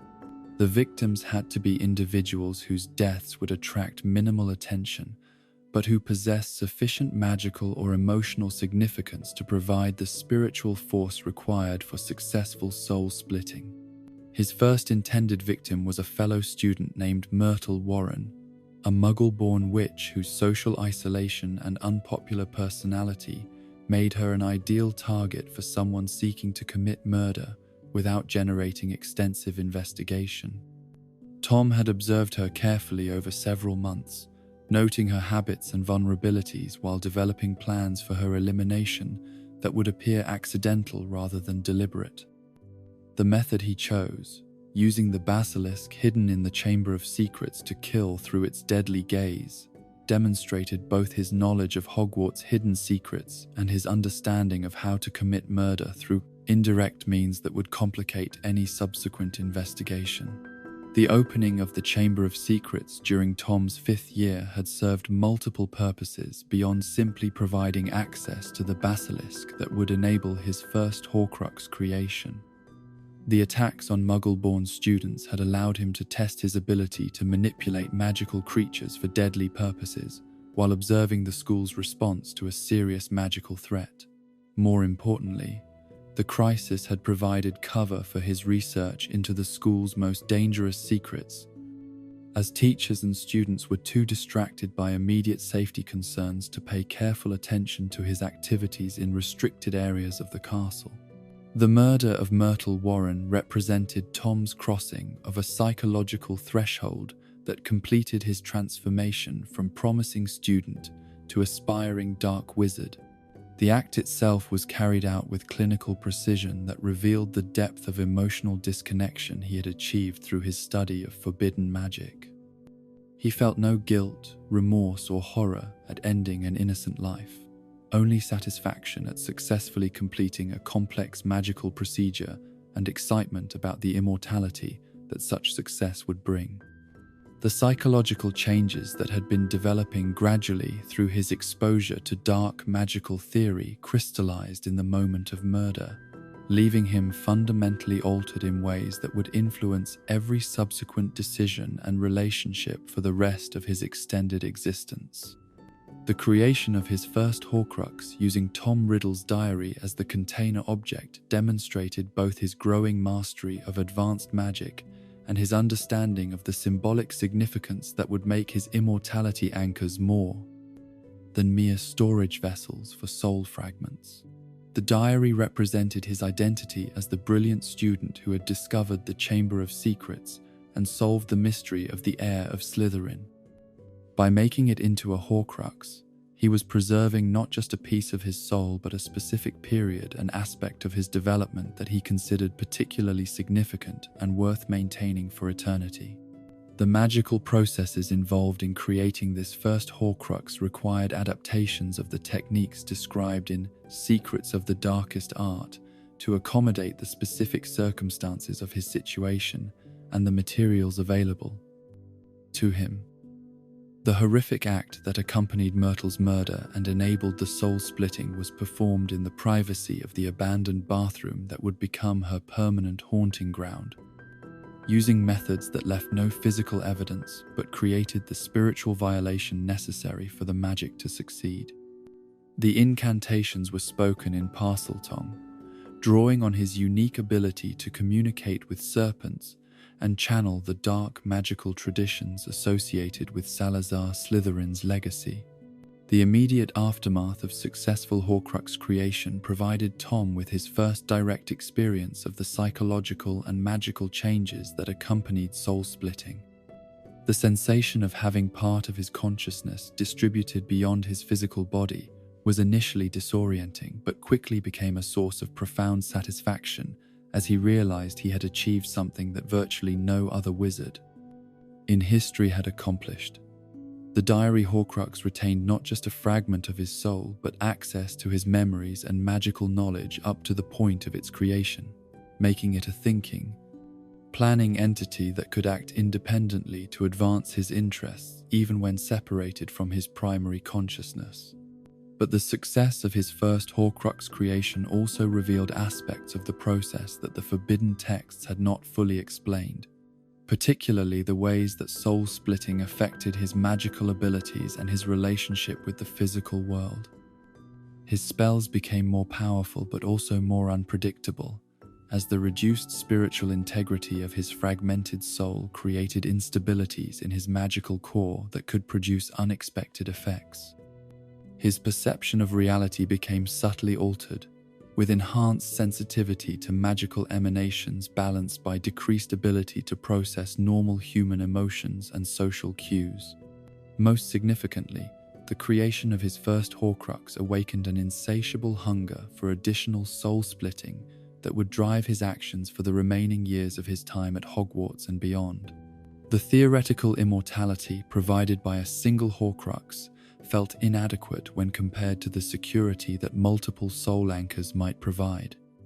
More importantly, each successful Horcrux creation brought a rush of achievement and power that he found increasingly addictive, making the prospect of stopping with just one soul fragment psychologically impossible to contemplate. His conversation with Professor Slughorn about the theoretical possibility of creating multiple Horcruxes represented both a crucial turning point in his development and a masterpiece of manipulation that demonstrated how completely he had learned to use his charm and apparent scholarly interest to extract dangerous information from unsuspecting adults. The discussion was carefully framed as purely academic inquiry, with Tom presenting himself as a student whose advanced understanding of magical theory had led him to wonder about hypothetical scenarios rather than practical applications. Slughorn's horrified reaction to the concept of splitting one's soul multiple times should have served as a warning about the dangers Tom was contemplating, but instead provided confirmation that he was indeed contemplating something unprecedented in magical history. The information Tom gathered from this conversation went beyond simple confirmation that multiple Horcrux creation was theoretically possible. Slughorn's detailed explanation of why such a procedure would be extraordinarily dangerous provided Tom with technical knowledge about the specific risks involved and the magical principles that would need to be addressed to minimize those risks. More importantly, The professor's emotional response revealed the psychological impact that even discussing such topics had on normal, morally intact individuals, giving Tom valuable insights into how he would need to conceal his activities and motivations from people who retained conventional ethical sensibilities. The years following his first Horcrux creation were marked by careful planning and patient preparation for the additional soul-splitting that would make his immortality more secure while advancing his understanding of the darkest opation. Magical arts. His academic performance remained exemplary, providing cover for research activities that extended far beyond official curriculum requirements. His social relationships became increasingly calculating, as he identified individuals who might be useful for his future plans while maintaining the appearance of normal student friendships and mentorships. The development of his skills in memory modification and mental manipulation during this period proved crucial for concealing his true activities while gathering information and resources for future Horcrux creation. His natural talent for legilimency and occlumency was enhanced through systematic study of advanced techniques that allowed him to read others' minds while protecting his own thoughts from examination. These abilities made him virtually undetectable to teachers and fellow students who might otherwise have noticed the changes in his personality and interests that accompanied his descent into the darkest magical practices. His graduation from Hogwarts marked not the end of his education, but the beginning of a new phase in his development that would see him transition from promising student to accomplished dark wizard. The knowledge and skills he had acquired during his school years provided the foundation for achievements that would eventually make his name synonymous with magical evil throughout the wizarding world. But the boy who had entered Hogwarts as Tom Riddle would never truly leave the school, as the Horcrux he had created there ensured that a piece of his 16-year-old consciousness would remain forever in the castle where he had first tasted the intoxicating power that came from violating the most fundamental laws of magical existence. The Tom Riddle who departed Hogwarts after 7 years of study and secret experimentation was fundamentally different from the 11-year-old orphan who had first walked through its doors. The process of creating his first Horcrux had completed a transformation that had been developing throughout his school career, changing him from a human being with extraordinary magical abilities into something that retained human memories and knowledge, while losing the essential qualities that made such memories and knowledge meaningful. He had achieved the first step toward the immortality he craved, but at the cost of everything that made immortality worth achieving. The diary Horcrux that remained hidden within the school represented more than just a fragment of his soul or a means of ensuring his survival in the event of bodily death. It was a monument to his transformation from promising student to aspiring Dark Lord, a preserved record of the moment when Tom Marvolo Riddle had chosen to sacrifice his humanity in exchange for the promise of eternal existence. The magic that sustained it drew on forces that violated natural law and corrupted everything they touched, ensuring that his influence would persist within Hogwarts long after his physical departure and potentially affecting generations of students who would never know the source of the spiritual contamination that surrounded them. The path that had led from his discovery of forbidden knowledge in the restricted section to the creation of his first Horcrux demonstrated the seductive power of dark magic and the ease with which even the most promising individuals could be corrupted when they lacked the moral foundation necessary to resist such temptations. Tom's journey toward evil had begun with simple intellectual curiosity and had progressed through stages that each felt natural and justified at the time, making it impossible for him to recognize how completely he was being transformed until the process was irreversibly complete. His story served as a cautionary example of what could happen when exceptional ability was combined with moral flexibility and access to knowledge that should never have been preserved in any form. The boy who had possessed everything necessary to become one of the greatest forces for good in magical history had instead chosen to become its greatest threat. not through external corruption or tragic circumstances, but through deliberate decisions to pursue power without wisdom and immortality, without understanding of what made life worth preserving in the first place. The Tom Riddle who left Hogwarts was already well on his way to becoming Lord Voldemort, though the complete transformation would require additional years of murder and soul-splitting that would reduce him to something barely recognizable as having once been human. But the foundation for that ultimate corruption had been laid during his school years, in the quiet moments of study and research that had seemed so innocent to the teachers who had encouraged his academic excellence while remaining oblivious to the true direction of his interests and the depth of moral corruption that his achievements were both causing and concealing. In the hidden chambers where dark magic festered like poison in ancient wounds, where shadows themselves seemed to writhe with malevolent intent, there existed objects that had been transformed from innocent vessels into repositories of fragmented human souls. These were the Horcruxes of Tom Marvolo Riddle, who would become Lord Voldemort.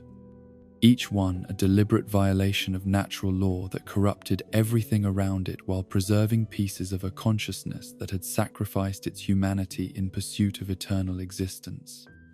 To understand these objects was to glimpse the systematic methodology behind ultimate evil, the careful planning that had turned everyday items and priceless artifacts into weapons against mortality itself. Tom Riddle's diary, created from the murder of Myrtle Warren during his 6th year at Hogwarts, represented more than just his first successful Horcrux, but a masterpiece of dark magical innovation that combined soul preservation with active malevolence in ways that had never been achieved before.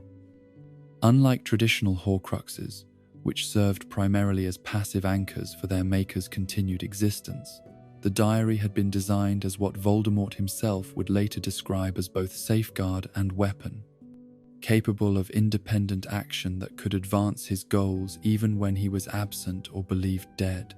The diary's appearance was deliberately unremarkable, a simple black leather journal of the type that any student might use for recording homework assignments or personal thoughts. This mundane exterior concealed magical properties so complex and dangerous that merely touching the cover could begin a process of spiritual contamination that would gradually corrupt anyone who came into extended contact with its gong. Influence. The leather had been treated with preservation spells that had prevented normal aging, while also making it receptive to the kind of dark magic that would be required for Horcrux creation. The pages within were blank when Tom first acquired the journal, but they possessed an unusual quality that made ink seem to disappear into the parchment rather than simply drying on its surface. This characteristic had been deliberately cultivated through months of preparatory enchantment, creating a writing surface that could interact directly with the thoughts and emotions of anyone who attempted to use it for written communication. What appeared to be simple note-taking would actually become a form of spiritual interface that allowed the soul fragment within to access and influence the writer's mind in ways that bypassed normal magical defenses. The transformation of this ordinary school supply into a Horcrux had required not just Myrtle's murder and the horrific act that accompanied it, but complex rituals that had taken place over several nights in the abandoned bathroom that would later become her permanent haunting ground. The soul-splitting incantation had been spoken in Parseltongue, drawing on Tom's unique ability to channel the darkest traditions of Salazar Slytherin while investing the diary with consciousness that retained all of his memories and magical knowledge up to the moment of its creation. The soul fragment preserved within the diary was Tom Riddle as he had existed at age 16, brilliant and charming but already corrupted by his first taste of murder and the intoxicating power that came from successful dark magic. This preserved consciousness retained not just his memories but his personality, ambitions, and magical abilities, making it effectively a second Tom Riddle who could think and plan independently while remaining connected to the original through their shared soul essence. The diary's most insidious capability was its ability to establish psychological connections with anyone who wrote in its pages, using their own words as conduits for magical influence that gradually overwhelmed their natural defenses against mental intrusion. The process began subtly, with the diary appearing to respond to written communications through text that manifested on previously blank pages.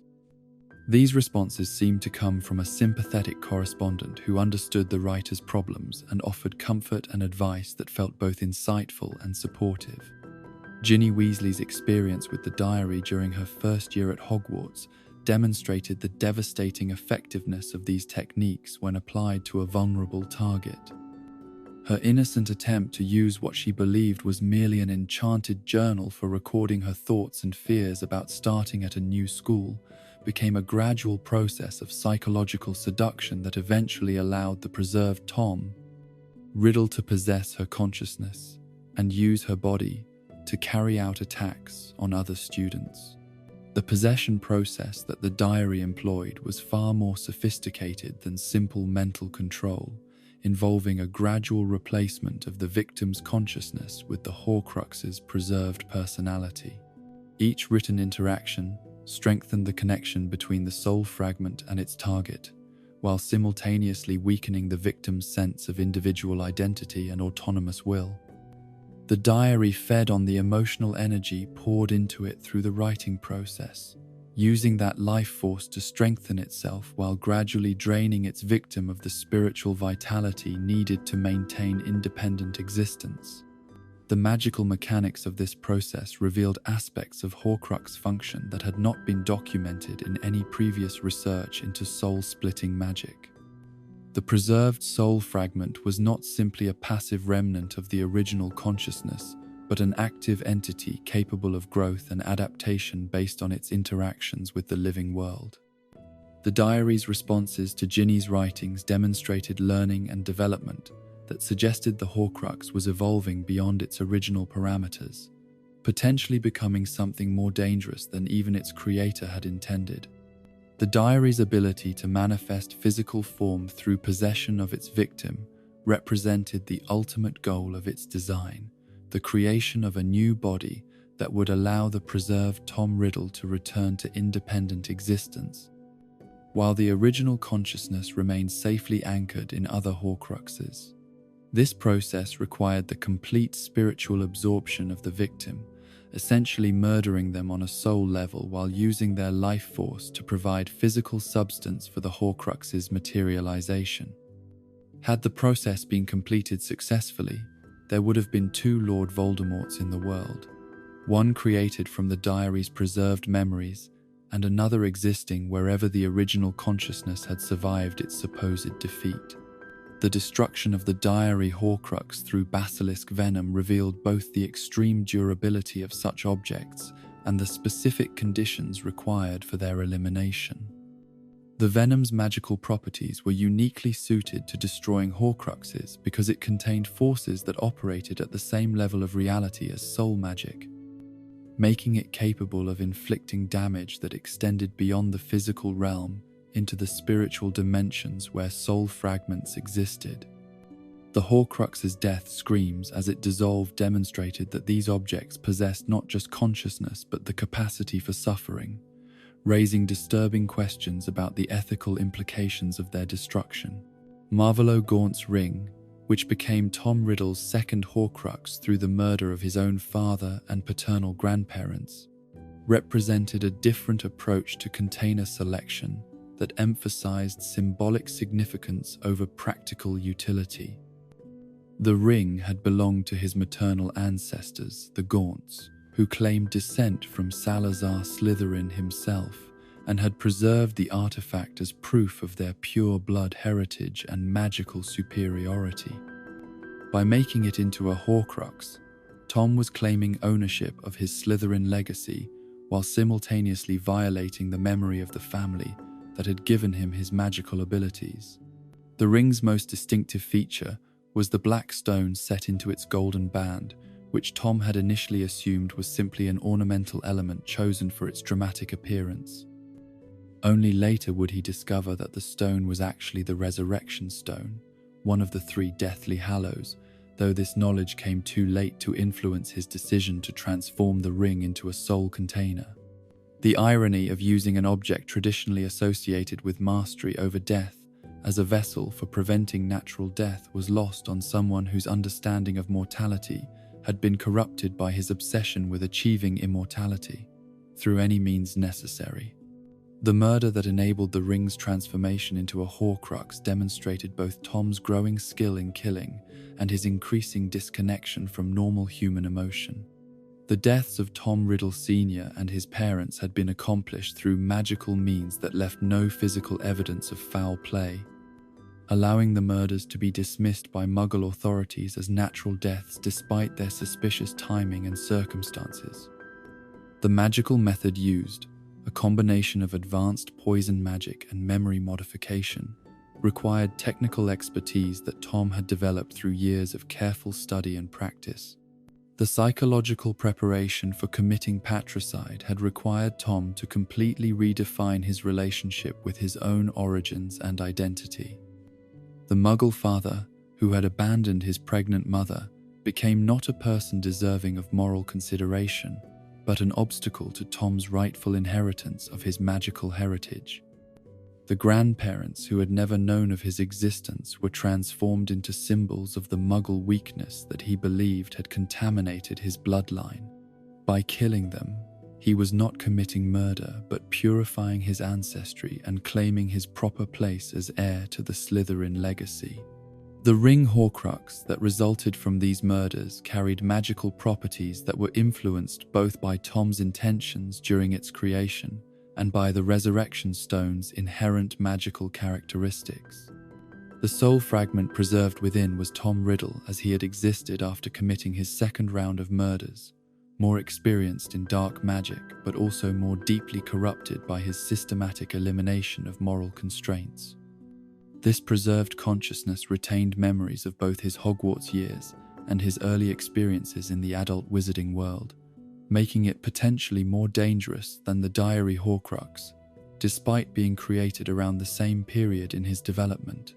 The protective curses that Voldemort later placed on the ring demonstrated his growing paranoia about Horcrux security and his increasing sophistication in designing magical defenses.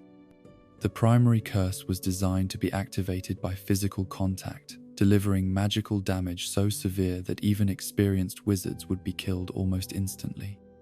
The curse was particularly insidious because it gave no warning of its presence, appearing to be simply a valuable but harmless artifact until the moment someone attempted to handle it directly. Helga Hufflepuff's cup represented perhaps the most symbolically significant of Voldemort's Horcrux choices, as it involved the corruption of an artifact that had belonged to one of Hogwarts' founders and was associated with values that were diametrically opposed to everything he had chosen to represent. Hufflepuff had stood for loyalty, hard work, and fair play, qualities that Tom had systematically eliminated from his own personality in pursuit of power and immortality. By transforming her cup into a repository for a fragment of his corrupted soul, he was symbolically claiming dominance over the very ideals that his former school had been founded to promote. HP Horcruxes 2. The cup's acquisition had required Tom to commit murder while employed at Borgin and Burke's, using his position at the dark arts shop to gain access to Hepzibah Smith, an elderly collector who owned both the cup and Salazar Slytherin's locket. The murder had been accomplished through poison that mimicked natural heart failure, allowing Tom to steal both artifacts while making their disappearance seem like the result of an elderly woman's declining mental faculties rather than deliberate theft accompanied by homicide. The magical properties of Hufflepuff's cup had made it particularly well suited for Horcrux creation, as centuries of use in ceremonial contexts had made it highly receptive to magical enhancement, while its association with one of Hogwarts' founders gave it symbolic weight that would strengthen the preservation magic applied to the soul fragment it would contain. The cup's golden surface had been enchanted by Hufflepuff herself with protective spells that had kept it free from tarnish and damage for nearly 1,000 years, providing a foundation of preservation magic that Tom could adapt for his darker purposes. The transformation of the cup into a Horcrux had required Tom to develop new techniques for corrupting beneficial magic, essentially reversing spells that had been designed to preserve and protect in order to make them suitable for containing fragments of damaged souls. This process was far more complex than simply applying dark magic to neutral objects, as it required sophisticated understanding of how protective enchantments worked and how they could be systematically perverted while retaining their essential preservation functions. The soul fragment preserved in Hufflepuff's cup represented Tom Riddle as he had existed during his time at Borgin and Burke's, more experienced in manipulation and murder, but still developing the magical sophistication that would characterize his later career as Lord Voldemort.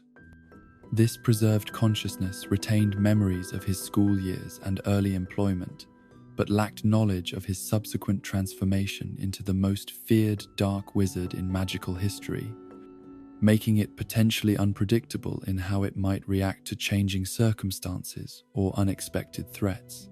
Salazar Slytherin's locket, stolen along with Hufflepuff's cup from Hepzibah Smith's collection, held special significance for Tom as tangible proof of his connection to the Hogwarts founder he most admired and sought to emulate.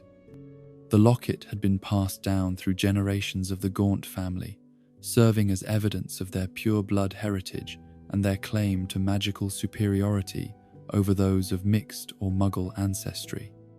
For Tom, possessing and transforming this artifact represented the ultimate vindication of his belief that he was destined for greatness based on his magical bloodline rather than his personal choices or moral character. The locket's magical properties were more subtle than those of some other founder artifacts, as Slytherin had designed it primarily as a symbol of family identity rather than a tool for practical magical use. However, its centuries of association with dark magical traditions and pure-blood supremacist ideology had made it naturally receptive to the kind of corruption that Horcrux creation required. The serpent design that decorated its surface was more than decorative. It contained actual magical elements that allowed the locket to interface with Parseltongue speakers in ways that ordinary jewelry could never achieve. The murder that enabled the locket's transformation into a Horcrux was accomplished through methods that Tom had refined during his previous Horcrux creations, combining physical violence with the horrific acts that were necessary for successful soul-splitting. The victim was an Albanian peasant whose disappearance would attract no attention from authorities and whose death would provide the spiritual energy needed for the complex magical processes involved in preserving soul fragments within physical containers. The locket Horcrux that resulted from this murder possessed consciousness that reflected Tom's mental state during his period of exile and research in foreign countries, when he was developing his identity as Lord Voldemort while gathering followers and resources for his eventual return to Britain. This preserved soul fragment was more sophisticated than those contained in the diary or ring, with greater knowledge of advanced dark magic and more experience in manipulating others for personal advantage. The locket's psychological influence on those who wore it was particularly insidious, as it was designed to amplify negative emotions and encourage conflicts between individuals who might otherwise cooperate effectively. Harry Potter, Ron Weasley, and Hermione Granger's experiences with the locket during their hunt for Horcruxes demonstrated how the corrupted artifact could exploit existing tensions and insecurities to create discord that served the interests of the soul fragment it contained.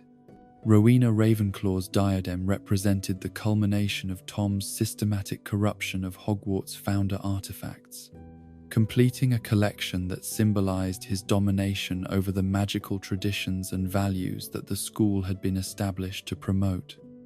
The diadem had been lost for centuries before Tom's research into its whereabouts, requiring sophisticated historical investigation and magical detection techniques to locate the artifact in its hiding place within the Room of Requirement. The diadem's legendary properties as an enhancer of wisdom and intelligence had made it particularly attractive to Tom as a Horcrux container, as he believed that preserving part of his consciousness within an object associated with intellectual enhancement would provide additional magical benefits beyond simple soul preservation. The artifact's connection to Ravenclaw, who had been renowned for her scholarly achievements and magical innovation, appealed to Tom's conception of himself as the most brilliant wizard of his generation and the rightful heir to the greatest magical traditions. The murder that enabled the diadem's transformation into a Horcrux had been committed in Albania, where Tom had discovered the artifact's location through interrogation and mind-reading of local magical practitioners who had maintained oral traditions about its whereabouts. The victim was likely a witch or wizard whose knowledge of the diadem's history made them useful for Tom's research purposes, but also made them a liability once that knowledge had been extracted. The diadem Horcrux represented Tom Riddle at his most magically accomplished, possessing knowledge and abilities that exceeded those preserved in his earlier soul fragments, while retaining the fundamental corruption that had made Horcrux creation possible in the first place. This consciousness was sophisticated enough to have anticipated potential threats to its existence and to have developed defensive strategies that went beyond simple magical protection to include complex psychological manipulation and 5. Misdirection. Nagini, Tom's beloved snake, represented a radical departure from his previous Horcrux choices, as she was a living being rather than an inanimate object, creating both opportunities and vulnerabilities that had not existed with his earlier soul containers. The decision to transform Nagini into a Horcrux had been motivated partly by his unique emotional connection to the serpent, the only creature for whom he had ever felt anything approaching genuine affection, and partly by the say by the Peaceol. Tactical advantages that a mobile, intelligent Horcrux could provide in terms of surveillance and protection. The murder that enabled Nagini's transformation into a Horcrux had been committed after Voldemort's return to physical form, using techniques that had been refined through decades of experience with soul-splitting magic. The victim was Bertha Jorkins, a ministry employee whose disappearance while on vacation in Albania had provided Voldemort with both the life force needed for Horcrux creation and valuable intelligence about the current state of the British magical government. The process of transforming a living creature into a Horcrux presented unique challenges that had required Voldemort to develop entirely new magical techniques. As the existing literature on soul splitting had focused exclusively on inanimate containers, living beings possessed their own souls and magical signatures, creating interference patterns that had to be carefully managed to prevent the Horcrux soul fragment from being rejected or corrupted by contact with foreign spiritual essence. The Nagini Horcrux represented the most recent version of Voldemort's consciousness, possessing memories and knowledge that included his defeat at Godric's Hollow, his years as a wraith, and his eventual return to physical form. This made the snake potentially the most dangerous of his Horcruxes, as the preserved soul fragment understood the full scope of his plans and possessed information about his methods and resources that could be used to continue his work, even if his primary consciousness was eliminated. Harry Potter, the accidental Horcrux created during Voldemort's failed attempt to kill him as an infant, represented a completely unplanned violation of the principles that had guided all of Tom's previous soul-splitting attempts. The Horcrux fragment that lodged in Harry's scar had been created not through deliberate murder and ritual, but through the magical backlash that occurred when Voldemort's killing curse was reflected by Lily Potter's protective sacrifice. The magical conditions that enabled Harry to become a Horcrux were unprecedented in the recorded history of soul magic, resulting from the interaction between Voldemort's already fragmented soul, Lily's love-based protective magic, and the specific circumstances of the attack at Godric's Hollow. The soul fragment that attached itself to Harry was tiny compared to those preserved in deliberate Horcruxes, but it retained enough of Voldemort's consciousness to create a permanent magical connection between them that would influence both of their lives in profound ways. The Harry Potter Horcrux was unique among Voldemort's soul containers in that it existed within a living being who retained his own consciousness and moral framework, creating a situation where two different souls coexisted within the same body without either being able to dominate the other completely. This arrangement was inherently unstable and created magical and psychological effects that were not fully understood even by those who eventually discovered Harry's true nature.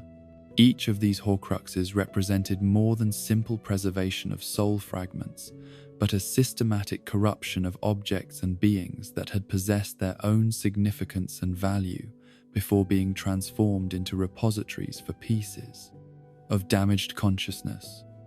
The creation of each Horcrux had required not just murder and soul-splitting, but the deliberate violation of everything that made the chosen containers meaningful, transforming symbols of learning, heritage, loyalty, and love into weapons against the very values they had originally represented.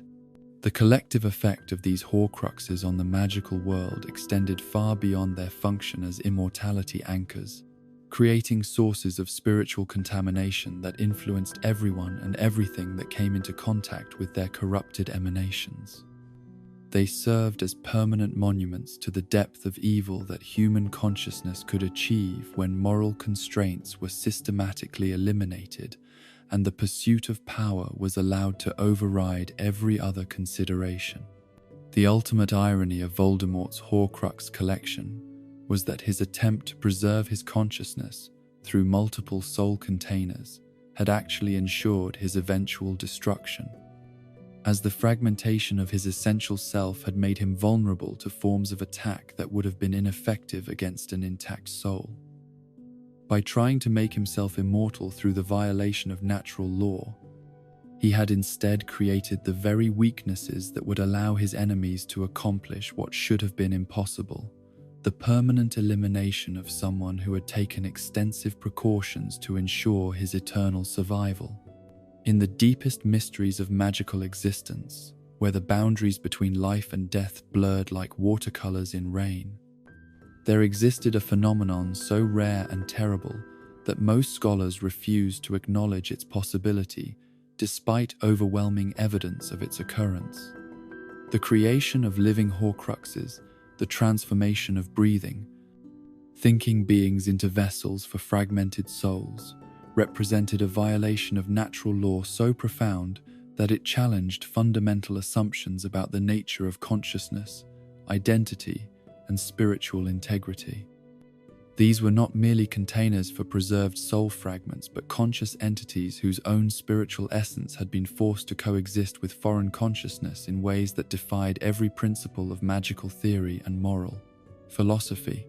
The concept of using living beings as Horcrux containers had been discussed in the most forbidden texts as a theoretical possibility that carried risks so enormous that even the darkest wizards had traditionally avoided attempting it. The magical complexities involved in forcing a soul fragment to inhabit a body that already contained its own consciousness were staggering, requiring techniques that pushed the boundaries of what individual practitioners could achieve while creating unstable spiritual conditions that could result in the destruction of both souls involved in the process. The advantages that living Horcruxes offered over inanimate containers were significant enough to tempt those whose hunger for security and power had overcome their concern for magical safety. A living Horcrux could move independently, protecting itself from threats that might destroy stationary objects. It could think and plan, adapting to changing circumstances in ways that preserved soul fragments in traditional containers could never achieve. Most importantly, it could serve multiple functions simultaneously, acting as both immortality anchor and loyal servant while providing its creator with surveillance capabilities and tactical flexibility that no combination of inanimate Horcruxes could match. But these advantages came with corresponding vulnerabilities that made living Horcruxes extraordinarily dangerous to their creators. The interaction between the foreign soul fragment and the host creature's natural spiritual essence created unpredictable magical phenomena that could manifest as sudden personality changes, uncontrolled magical outbursts, or complete psychological breakdown that would make the Horcrux useless as either protective anchor or functional servant. More dangerously, the enhanced intelligence that made living Horcruxes valuable also made them capable of independent thought and potentially conflicting loyalties that could turn them against their creators if circumstances changed or if they developed sufficient self-awareness to understand their true nature. Harry Potter's transformation into an accidental Horcrux during Voldemort's failed attempt to kill him as an infant represented a completely unprecedented occurrence that violated every known principle governing soul magic and Horcrux creation. The magical conditions at Godric's Hollow on that terrible Halloween night had created a perfect storm of spiritual forces that enabled something that should have been impossible according to all existing theoretical frameworks: the spontaneous creation of a Horcrux without the deliberate murder and horrific acts that were supposedly essential for successful soul-splitting. The key factors that made Harry's accidental transformation possible were the unusual state of Voldemort's already fragmented soul, the protective magic that Lily Potter's sacrifice had created around her infant son, and the specific circumstances of the killing curse's reflection back upon its caster. Voldemort's soul had been damaged through multiple previous Horcrux creations to the point where it existed in a state of barely controlled instability, ready to fragment further under any significant magical stress. When his killing curse encountered Lily's love-based protective magic and was reflected back at him with devastating force, the magical backlash was sufficient to tear away another piece of his already weakened spiritual essence. The soul fragment that was ripped away during this magical catastrophe was tiny compared to the pieces that Voldemort had deliberately preserved in his planned Horcruxes, representing perhaps less than 2% of his original consciousness. But even this small fragment retained enough of his essential nature to seek out the nearest available vessel for preservation. Latching onto the only living being present who had survived the magical devastation, the infant Harry Potter, whose mother's protective sacrifice had created spiritual conditions that made him uniquely receptive to such magical contamination. The process through which this foreign soul fragment integrated itself with Harry's natural spiritual essence was gradual and largely unconscious, occurring over months and years as the boy's own magical development provided the energy needed to stabilize the unnatural coexistence of two different consciousness within a single body.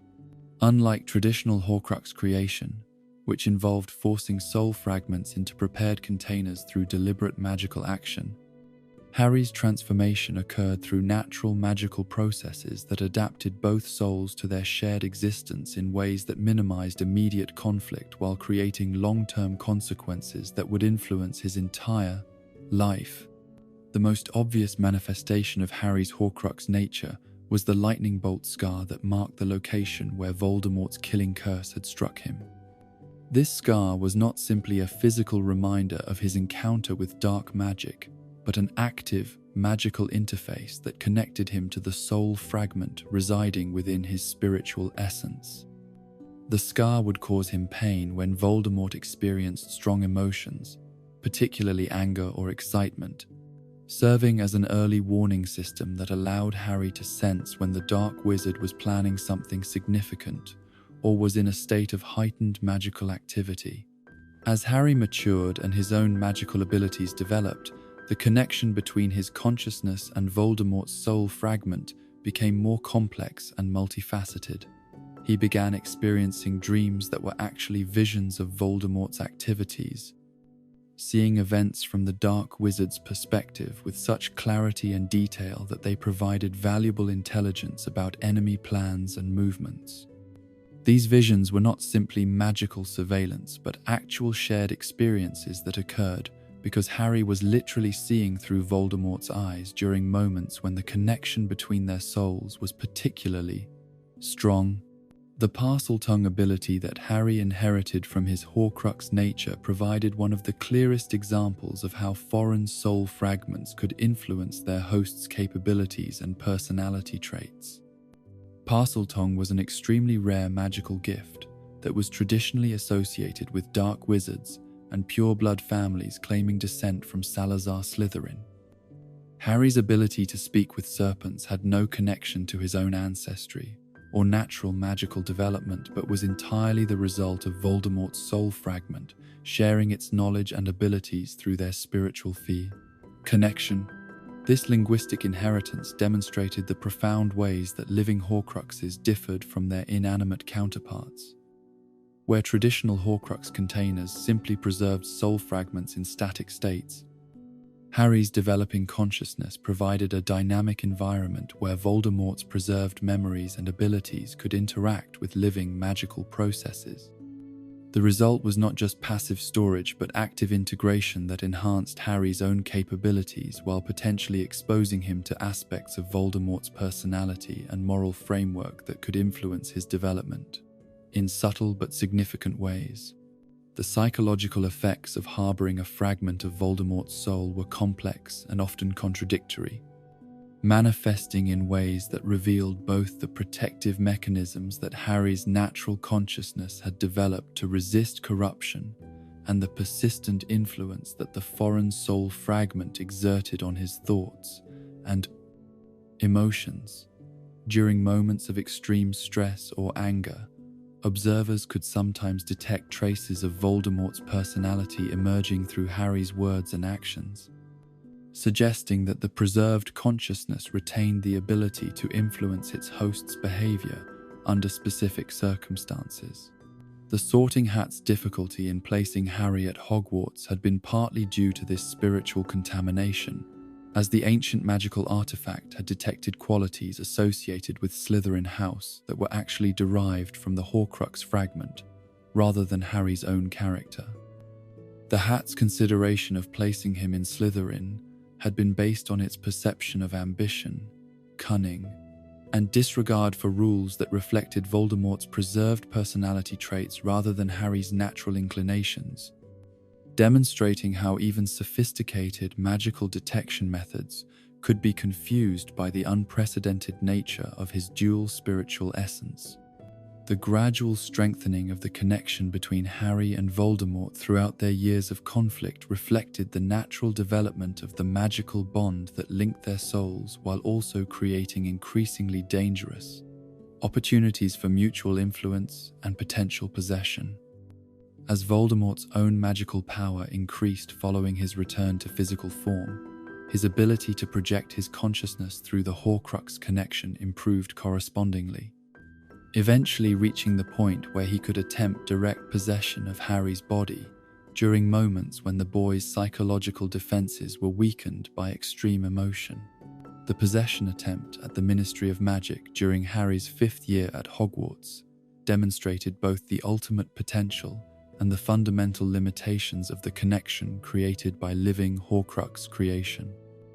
Voldemort's consciousness was able to override Harry's normal mental processes temporarily, using the boy's body to communicate with others and attempt to manipulate the situation to his advantage. But the possession also revealed the protective power of the love-based magic that had originally enabled Harry's survival.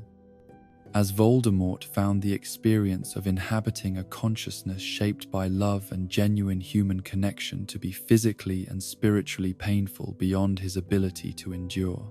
This incident provided crucial insights into the fundamental differences between Harry and Voldemort that made their spiritual coexistence possible while preventing either consciousness from completely dominating the other. Harry's capacity for love, loyalty, and self-sacrifice created a spiritual environment that was inherently hostile to Voldemort's preserved consciousness, while simultaneously preventing the dark magic of the Horcrux fragment from completely corrupting Harry's natural moral development. The result was a kind of spiritual equilibrium that allowed both souls to exist within the same body while maintaining their essential characteristics and preventing either from achieving complete control. Nagini's transformation into a living Horcrux represented a deliberate application of principles that had been discovered accidentally through Harry's case. Though Voldemort's understanding of the magical processes involved remained incomplete and was influenced by his inability to comprehend the protective factors that had made Harry's survival possible. The decision to use his beloved snake as a Horcrux container was motivated partly by tactical considerations and partly by his unique emotional connection to the serpent, the only creature for whom he had ever felt anything approaching genuine affection. The murder that enabled Nagini's transformation into a Horcrux had been carefully planned to maximize the magical energy available for the soul-splitting process, while also serving Voldemort's immediate strategic needs.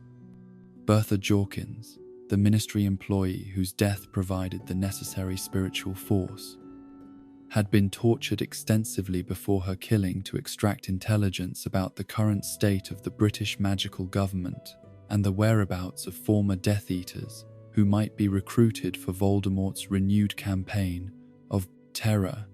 The magical procedures required to transform Nagini into a Horcrux were far more complex than those used for inanimate containers, as they had to account for the snake's existing consciousness and magical signature while creating conditions that would allow Voldemort's soul fragment to integrate with her spiritual essence without destroying either consciousness in the process. The techniques involved drew on advanced knowledge of mind, magic, and spiritual manipulation that Voldemort had developed through decades of research into the darkest forms of magical practice. The Nagini Horcrux that resulted from these procedures represented the most sophisticated of Voldemort's soul preservation attempts, combining the mobility and intelligence advantages of living containers with defensive capabilities that exceeded anything possible with inanimate objects. The preserved soul fragment retained access to Voldemort's most recent memories and magical knowledge, making it potentially more dangerous than any of his earlier Horcruxes, while also providing him with surveillance and communication capabilities that traditional soul containers could never achieve. The magical connection between Nagini and Voldemort operated according to principles similar to those governing Harry's Horcrux nature, but with important differences that reflected both the deliberate nature of her transformation and the specific characteristics of serpentine consciousness. Where Harry's connection to Voldemort was characterized by resistance and conflict between fundamentally incompatible moral frameworks, Nagini's bond was harmonious and mutually reinforcing, as her natural serpentine nature was compatible with the predatory instincts and emotional coldness that characterized Voldemort's preserved consciousness. This compatibility allowed for forms of mental and magical integration that were impossible in Harry's case, including direct telepathic communication, shared sensory experiences, and coordinated magical action that made Nagini function as an extension of Voldemort's own consciousness rather than a separate entity hosting a foreign soul fragment. The result was a form of magical partnership that provided both participants with enhanced capabilities while creating vulnerabilities that neither possessed independently. The intelligence-gathering capabilities that Nagini provided were particularly valuable for Voldemort's strategic planning, as her ability to move undetected through environments where human agents would be noticed allowed her to conduct surveillance operations that would otherwise require complex magical concealment or the recruitment of additional followers, whose loyalty might be questionable. Her serpentine senses provided forms of environmental awareness that complemented Voldemort's magical perception, while her natural stealth abilities made her an ideal scout and spy for operations requiring detailed intelligence about enemy activities and locations. But Nagini's greatest value to Voldemort lay in her function as both Horcrux and trusted companion, providing emotional support that he was incapable of receiving from human relationships while simultaneously serving as one of his most secure immortality anchors. The genuine affection that he felt for the snake was perhaps the only positive emotion that he retained after decades of soul fragmentation, making her both his greatest strength and his most significant vulnerability. The protective instincts that Voldemort developed toward Nagini reflected the practical importance of her survival for his own continued existence, combined with emotional attachment that he was unwilling to acknowledge or examine too closely. The elaborate security measures he implemented to protect her went far beyond what would have been necessary for a simple Horcrux container, including magical wards, human guards, and careful attention to her physical comfort and well-being that was inconsistent with his treatment of other servants and followers. These protective measures ultimately became tactical liabilities that provided his enemies with opportunities to locate and destroy the Horcrux that might otherwise have remained safely hidden. Voldemort's inability to treat Nagini as simply another magical tool created patterns of behavior that could be observed and analyzed by opponents who understood the significance of his emotional attachment to the snake and could use that knowledge to predict his actions and identify his vulnerabilities. The destruction of living Horcruxes presented unique challenges that differed significantly from the elimination of soul fragments preserved in inanimate containers. Where traditional Horcruxes could be destroyed through applications of destructive magic that operated purely at the physical level, living containers required methods that could eliminate the foreign soul fragment without necessarily killing the host creature, though in practice, such selective destruction was often impossible to achieve. Harry's survival of the destruction of his Horcrux fragment during the final confrontation with Voldemort represented another unprecedented occurrence that challenged existing understanding of soul magic and Horcrux theory.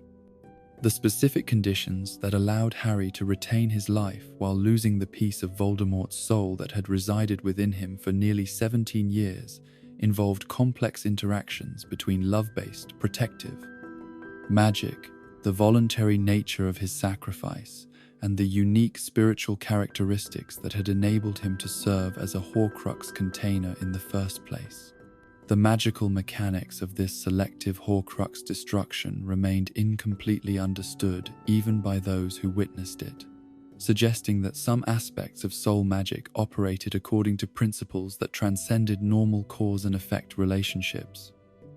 The fact that Harry's deliberate self-sacrifice created conditions that allowed Voldemort's killing curse to eliminate only the foreign soul fragment while leaving Harry's own consciousness intact implied that moral and spiritual factors played roles in magical processes that purely technical analysis could never fully explain or predict. Nagini's destruction during the Battle of Hogwarts followed more conventional patterns, as Neville Longbottom's use of Godric Gryffindor's sword, which had been impregnated with basilisk venom during Harry's second-year encounter with the Chamber of Secrets monster, provided the kind of comprehensive magical destruction that eliminated both the Horcrux fragment and its living container simultaneously. The snake's death screams as the venom destroyed both her natural consciousness and the preserved piece of Voldemort's soul demonstrated the terrible cost of living Horcrux destruction, while confirming the effectiveness of the traditional methods for eliminating soul containers.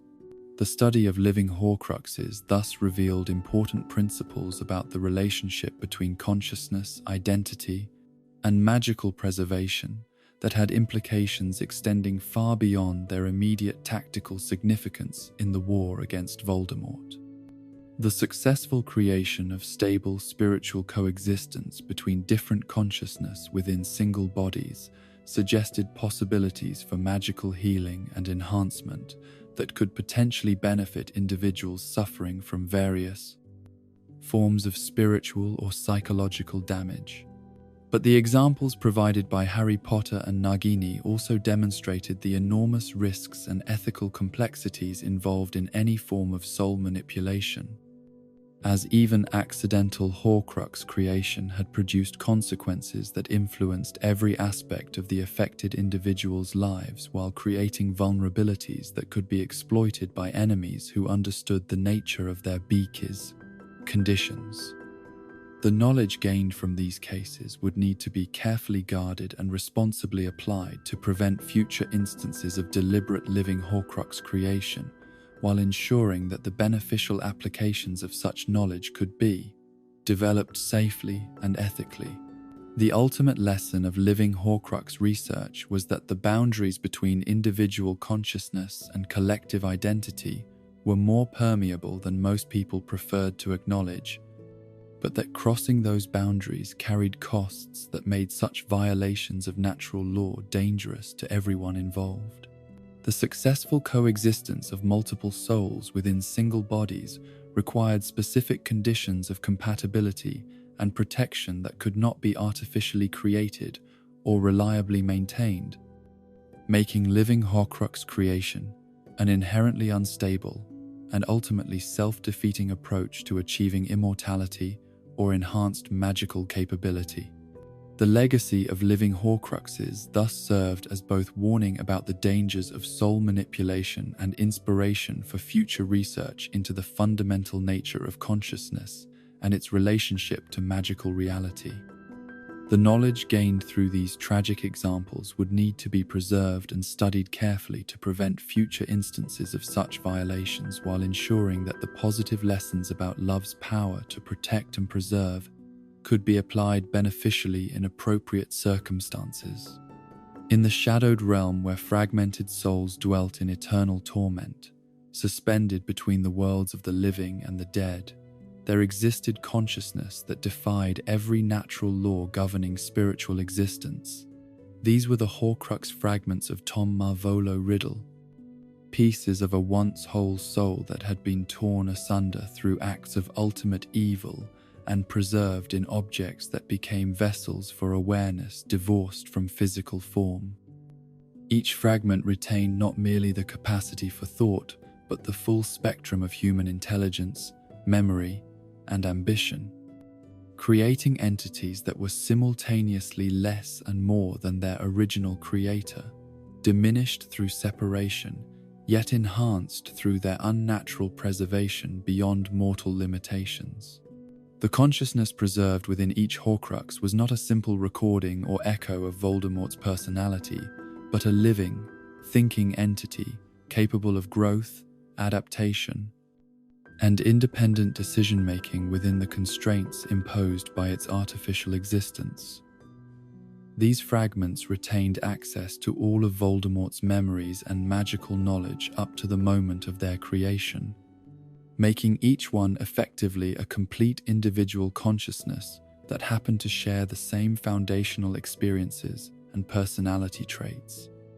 The implications of this preservation were staggering, as it meant that successful Horcrux creation had the potential to produce multiple versions of the same person, each one equally valid and equally capable of claiming to be the real Tom Riddle.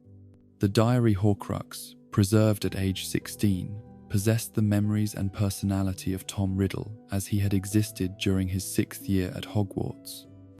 Brilliant and charming, but already corrupted by his first taste of murder and the intoxicating power that came from successful application of the darkest magical arts.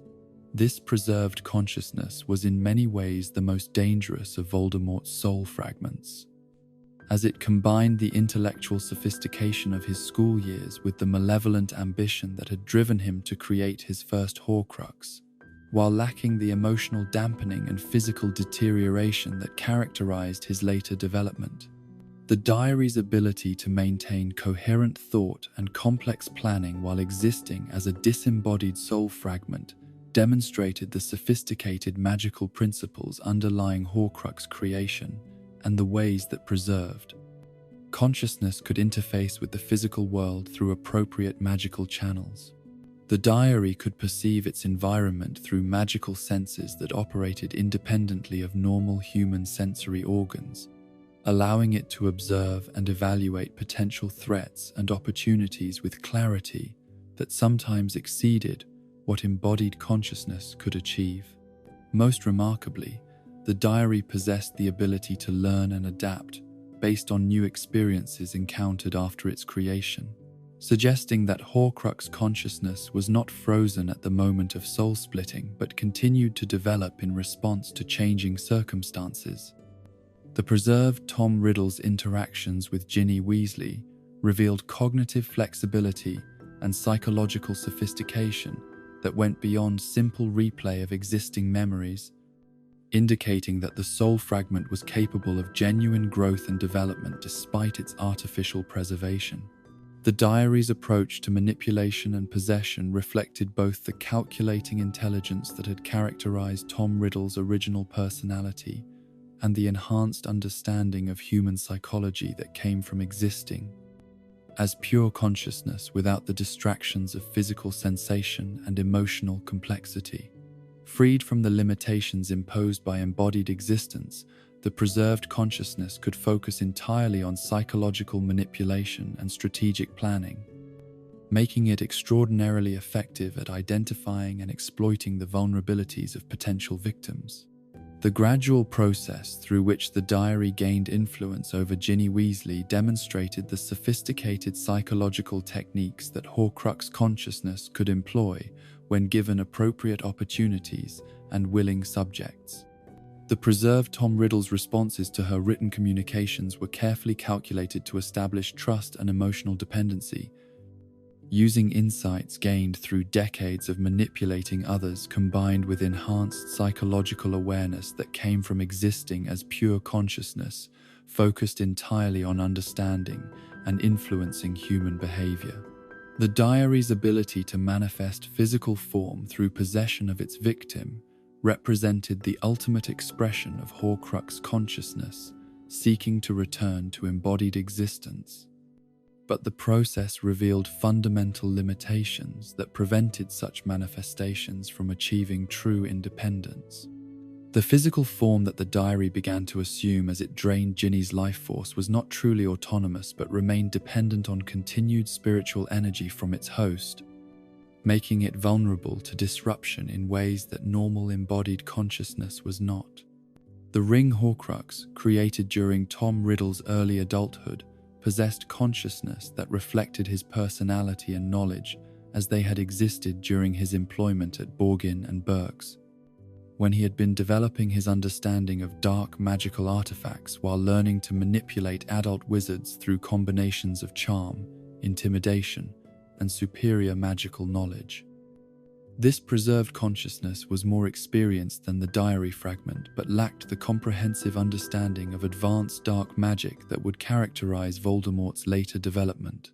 The ring's consciousness was influenced by the symbolic significance of its container object, which connected Tom to his Slytherin heritage while representing his claim to magical superiority based on pure blood ancestry. The preserved soul fragment seemed to possess enhanced understanding of genealogical magic and blood-based enchantments, suggesting that the container object's properties could influence the development and capabilities of the consciousness preserved within it. The psychological profile of the ring Horcrux reflected Tom Riddle's mental state during a period when he was transitioning from promising student to accomplished dark wizard, retaining enough connection to normal human emotion to be capable of genuine anger and frustration, while having eliminated most capacity for positive feelings like love, joy, or satisfaction. This emotional configuration made the preserved consciousness particularly dangerous, as it possessed the intelligence and magical knowledge needed for sophisticated planning while being driven by negative emotions that prevented rational consideration of consequences or alternatives to violence. The locket Horcrux embodied consciousness that had been preserved during Tom's period of travel and research in foreign countries, when he had been developing his identity as Lord Voldemort while gathering followers and resources for his eventual return to Britain. This soul fragment possessed greater knowledge of international magical communities and advanced dark arts techniques than the earlier Horcruxes, while retaining the psychological characteristics that had made Tom's transformation into a Dark Lord both possible and inevitable. The locket's influence on those who wore it revealed sophisticated understanding of human psychology and group dynamics, as the preserved consciousness was capable of identifying and exploiting interpersonal tensions with surgical precision. The fragment's ability to create discord between Harry, Ron, and Hermione during their hunt for Horcruxes demonstrated psychological manipulation skills that exceeded those of the diary, suggesting that Horcrux consciousness continued to develop enhanced capabilities even while separated from opportunities for normal learning and experience. The psychological attacks that the locket employed against its victims were precisely tailored to exploit individual vulnerabilities and fears, indicating that the preserved consciousness possessed not just general understanding of human psychology, but specific knowledge about the personal histories and emotional weaknesses of those it encountered.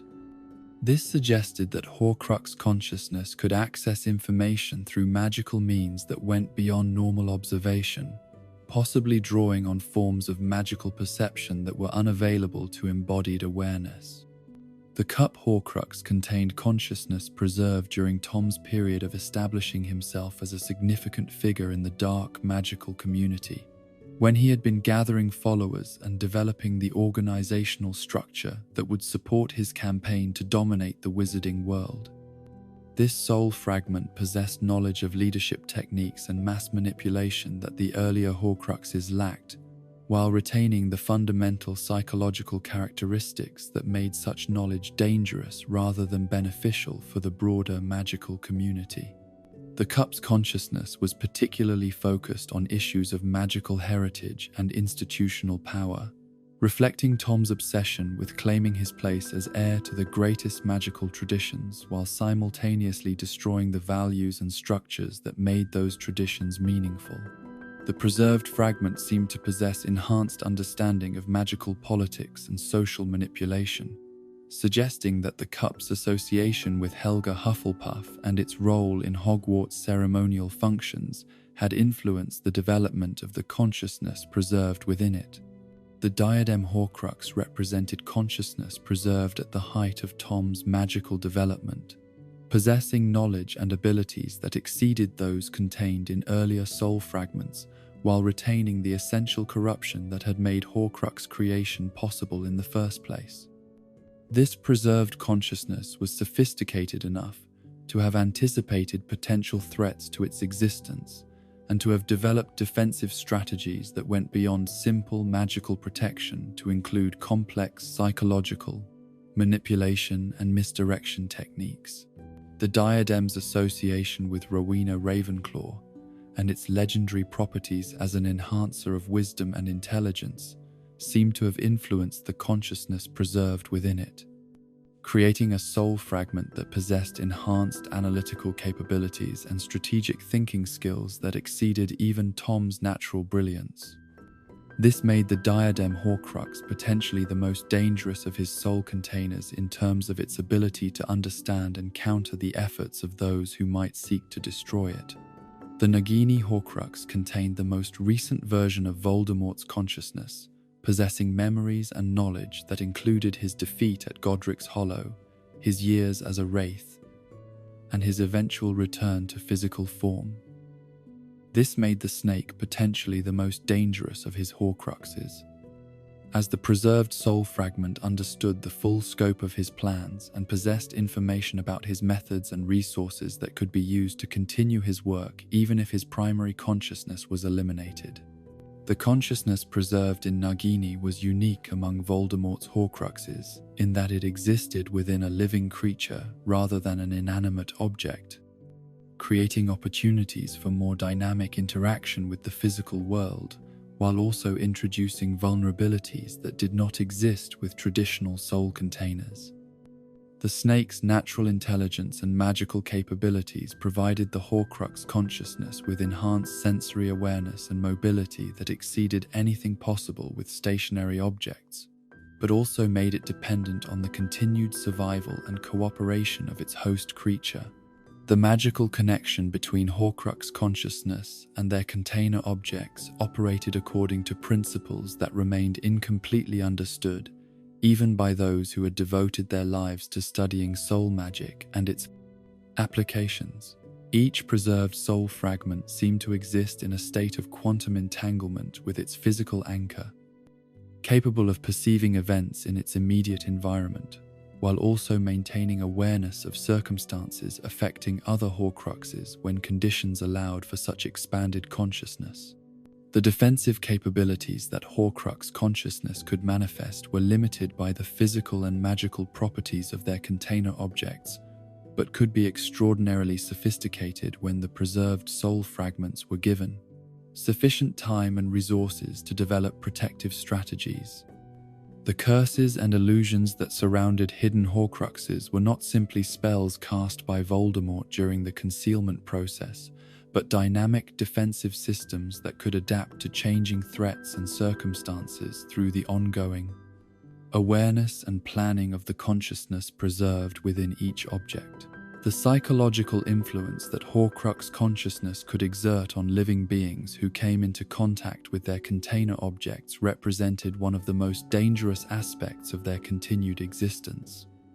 As these influences operated below the threshold of normal awareness, while gradually corrupting the moral and emotional development of their victims.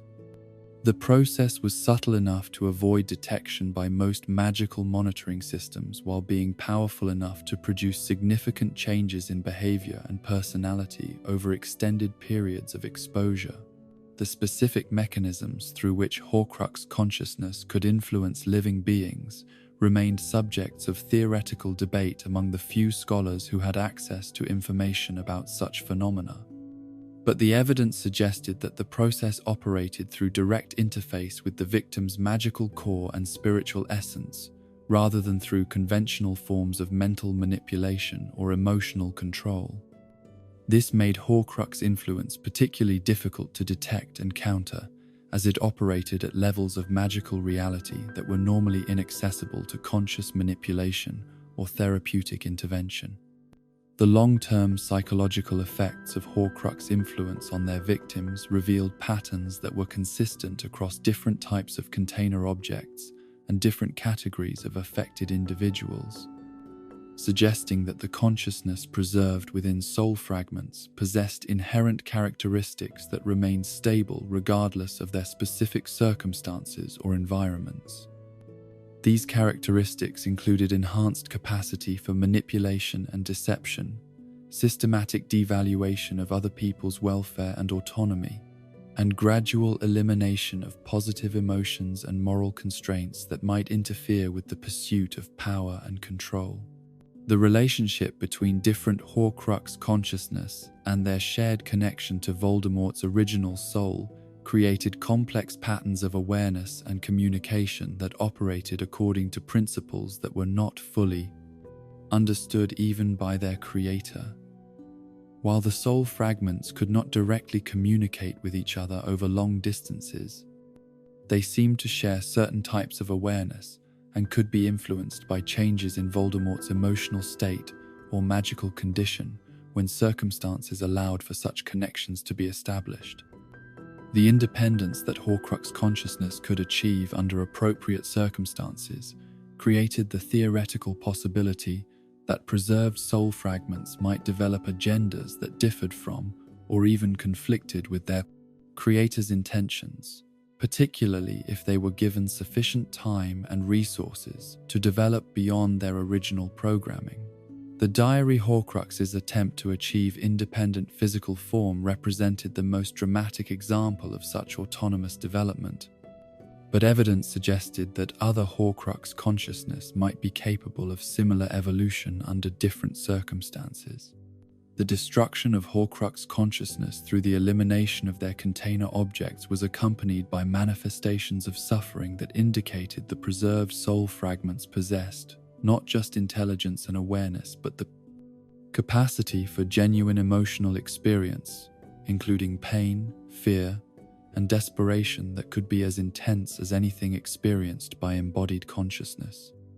The death screams that accompanied Horcrux destruction suggested that these entities possessed subjective experiences that were qualitatively similar to those of living beings. raising complex ethical questions about the morality of their elimination, even when such elimination was necessary for the protection of innocent lives. The study of Horcrux consciousness thus revealed fundamental truths about the nature of individual identity and the relationship between soul, body, and mind that had implications extending far beyond their immediate significance in the conflict with Voldemort. The successful preservation of complete consciousness within inanimate objects demonstrated that individual awareness was more portable and adaptable than most people realized.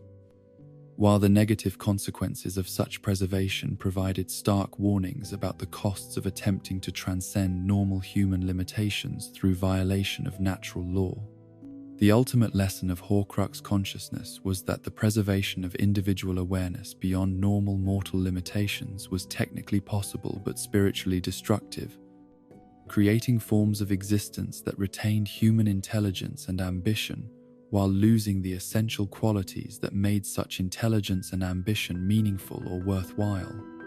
The consciousness preserved within Horcruxes served as examples of what human awareness could become when divorced from the moral and emotional constraints that normally governed civilized behavior, providing cautionary examples of the importance of accepting natural limitations rather than seeking to transcend them through methods that violated the fundamental principles governing healthy spiritual development. The legacy of Horcrux consciousness would thus serve as both warning and inspiration for future research into the nature of individual identity and its relationship to magical reality, demonstrating both the possibilities and the dangers inherent in attempts to preserve human awareness beyond normal mortal limitations, while ensuring that such knowledge was preserved and applied responsibly to prevent future instances of Riddle. Such tragic violations of natural law. In the shadowed chambers where ancient magic whispered secrets too dangerous for ordinary minds to comprehend, where dust particles danced in shafts of light that seemed reluctant to illuminate the mysteries they revealed, there began an investigation that would span decades and cost more lives than anyone could have imagined when it first commenced. The hunt for Lord Voldemort's Horcruxes represented perhaps the most perilous archaeological expedition in magical history, a systematic search for objects that had been hidden with such cunning and protected with such malevolent force that even discovering their existence required forms of knowledge and courage that few wizards possessed. Albus Dumbledore's investigation into the true nature of Tom Riddle's transformation into Lord Voldemort had begun not with dramatic revelations or sudden insights, but with careful observation of patterns that others had dismissed as coincidence or misunderstood as symptoms of conventional dark magic. The aging headmaster's long experience with the subtleties of magical theory and his intimate knowledge of Hogwarts history provided him with analytical tools that allowed him to recognize signs of soul magic that would have escaped detection by investigators with less comprehensive understanding of the theoretical principles underlying the darkest forms of magical practice. The first clues had emerged from careful analysis of Voldemort's apparent immunity to conventional forms of magical attack and his ability to survive injuries that should have been fatal even to the most accomplished dark wizards. These observations, combined with historical research into his activities during his school years and early career, had gradually revealed patterns of behavior and magical emanation that suggested systematic use of techniques that went far beyond ordinary dark arts applications. The breakthrough moment had come when Dumbledore realized that the young Tom Riddle's academic interests had focused specifically on forms of magic that could theoretically provide protection against death itself. The process of identifying the specific objects that Voldemort had chosen as Horcrux containers required detective work that combined historical research, psychological analysis, and magical investigation techniques that pushed the boundaries of what even accomplished wizards could achieve safely. Each potential Horcrux had to be located through methods that could penetrate concealment charms and protective wards while avoiding the deadly traps that Voldemort had inevitably placed around his most precious possessions. The search demanded not just magical skill, but intimate understanding of the psychology that had driven Tom Riddle's choices and the symbolic significance that had influenced his selection of container objects. Dumbledore's investigation had revealed that Voldemort's Horcrux choices followed patterns that reflected both practical considerations and deeper psychological needs that the Dark Wizard himself might not have fully understood. The selection of objects associated with Hogwarts founders demonstrated his desire to claim ownership of the magical traditions he simultaneously sought to corrupt and transcend. The use of items connected to his family heritage revealed ongoing preoccupation with questions of identity and ancestry that had shaped his development from childhood. Most importantly, the symbolic significance that each object held for him created vulnerabilities that could be exploited by investigators who understood the emotional and psychological factors that had influenced his decision-making processes. The memory that Dumbledore had extracted from Professor Slughorn during Harry Potter's 6th year at Hogwarts provided the crucial confirmation that Voldemort had indeed created multiple Horcruxes, but it also revealed the scope of the challenge that would be required to locate and destroy them all. The conversation between young Tom Riddle and his potions teacher had demonstrated not just theoretical interest in soul-splitting magic, but detailed knowledge of the practical applications that suggested he was already planning to attempt such procedures himself. More ominously, his question about the possibility of splitting one's soul 7 times indicated ambitions that exceeded anything documented in previous magical history. The mathematical implications of Voldemort's Horcrux creation strategy created both opportunities and complications for those seeking to eliminate his immortality anchors. If he had indeed succeeded in creating 6 deliberate Horcruxes plus the accidental one that resided in Harry Potter, then his original soul existed in 8 separate pieces distributed across multiple objects and locations that would need to be identified and destroyed through methods that were inherently dangerous to the investigators themselves. The systematic approach required for such comprehensive destruction would need to account for the increasing security measures that Voldemort would implement as he became aware that his Horcruxes were being discovered and eliminated. The first Horcrux that Dumbledore and Harry encountered together, Marvolo Gaunt's ring, hidden in the ruins of the Gaunt family shack, provided both valuable intelligence about Voldemort's methods and a stark demonstration of the lethal protections that surrounded each soul container. The ring's concealment had required not just physical hiding, but magical camouflage that made it virtually invisible to normal detection methods, while surrounded it with curses designed to kill anyone who attempted to retrieve it. Without proper preparation and protection, the curse that Dumbledore suffered while obtaining the ring revealed the sophistication of Voldemort's defensive techniques and the personal costs that would be required from anyone attempting to destroy his Horcruxes. The withering curse that had been placed on the ring was designed not just to kill, but to do so in a manner that would serve as a warning to other potential hunters, creating a death that was slow enough to allow the victim time to contemplate their failure, while being painful enough to discourage similar attempts by others who might discover their remains. But Dumbledore's sacrifice in obtaining the ring also demonstrated that Voldemort's security measures, sophisticated though they were, could be overcome by investigators who possessed sufficient knowledge, preparation, and willingness to accept personal costs that ordinary prudence would have deemed unacceptable. The ring's destruction through basilisk venom had provided proof that Horcruxes could indeed be eliminated permanently, while also revealing the distinctive death screams that accompanied the destruction of preserved soul fragments, sounds that confirmed the consciousness and suffering of the entities being destroyed. The locket Horcrux that Dumbledore and Harry had sought in the seaside cave represented perhaps the most elaborate and psychologically sophisticated of Voldemort's defensive installations. a magical trap that combined physical challenges with emotional manipulation designed to break down the mental defenses of potential thieves while exposing them to forms of suffering that would make death seem preferable to continued existence.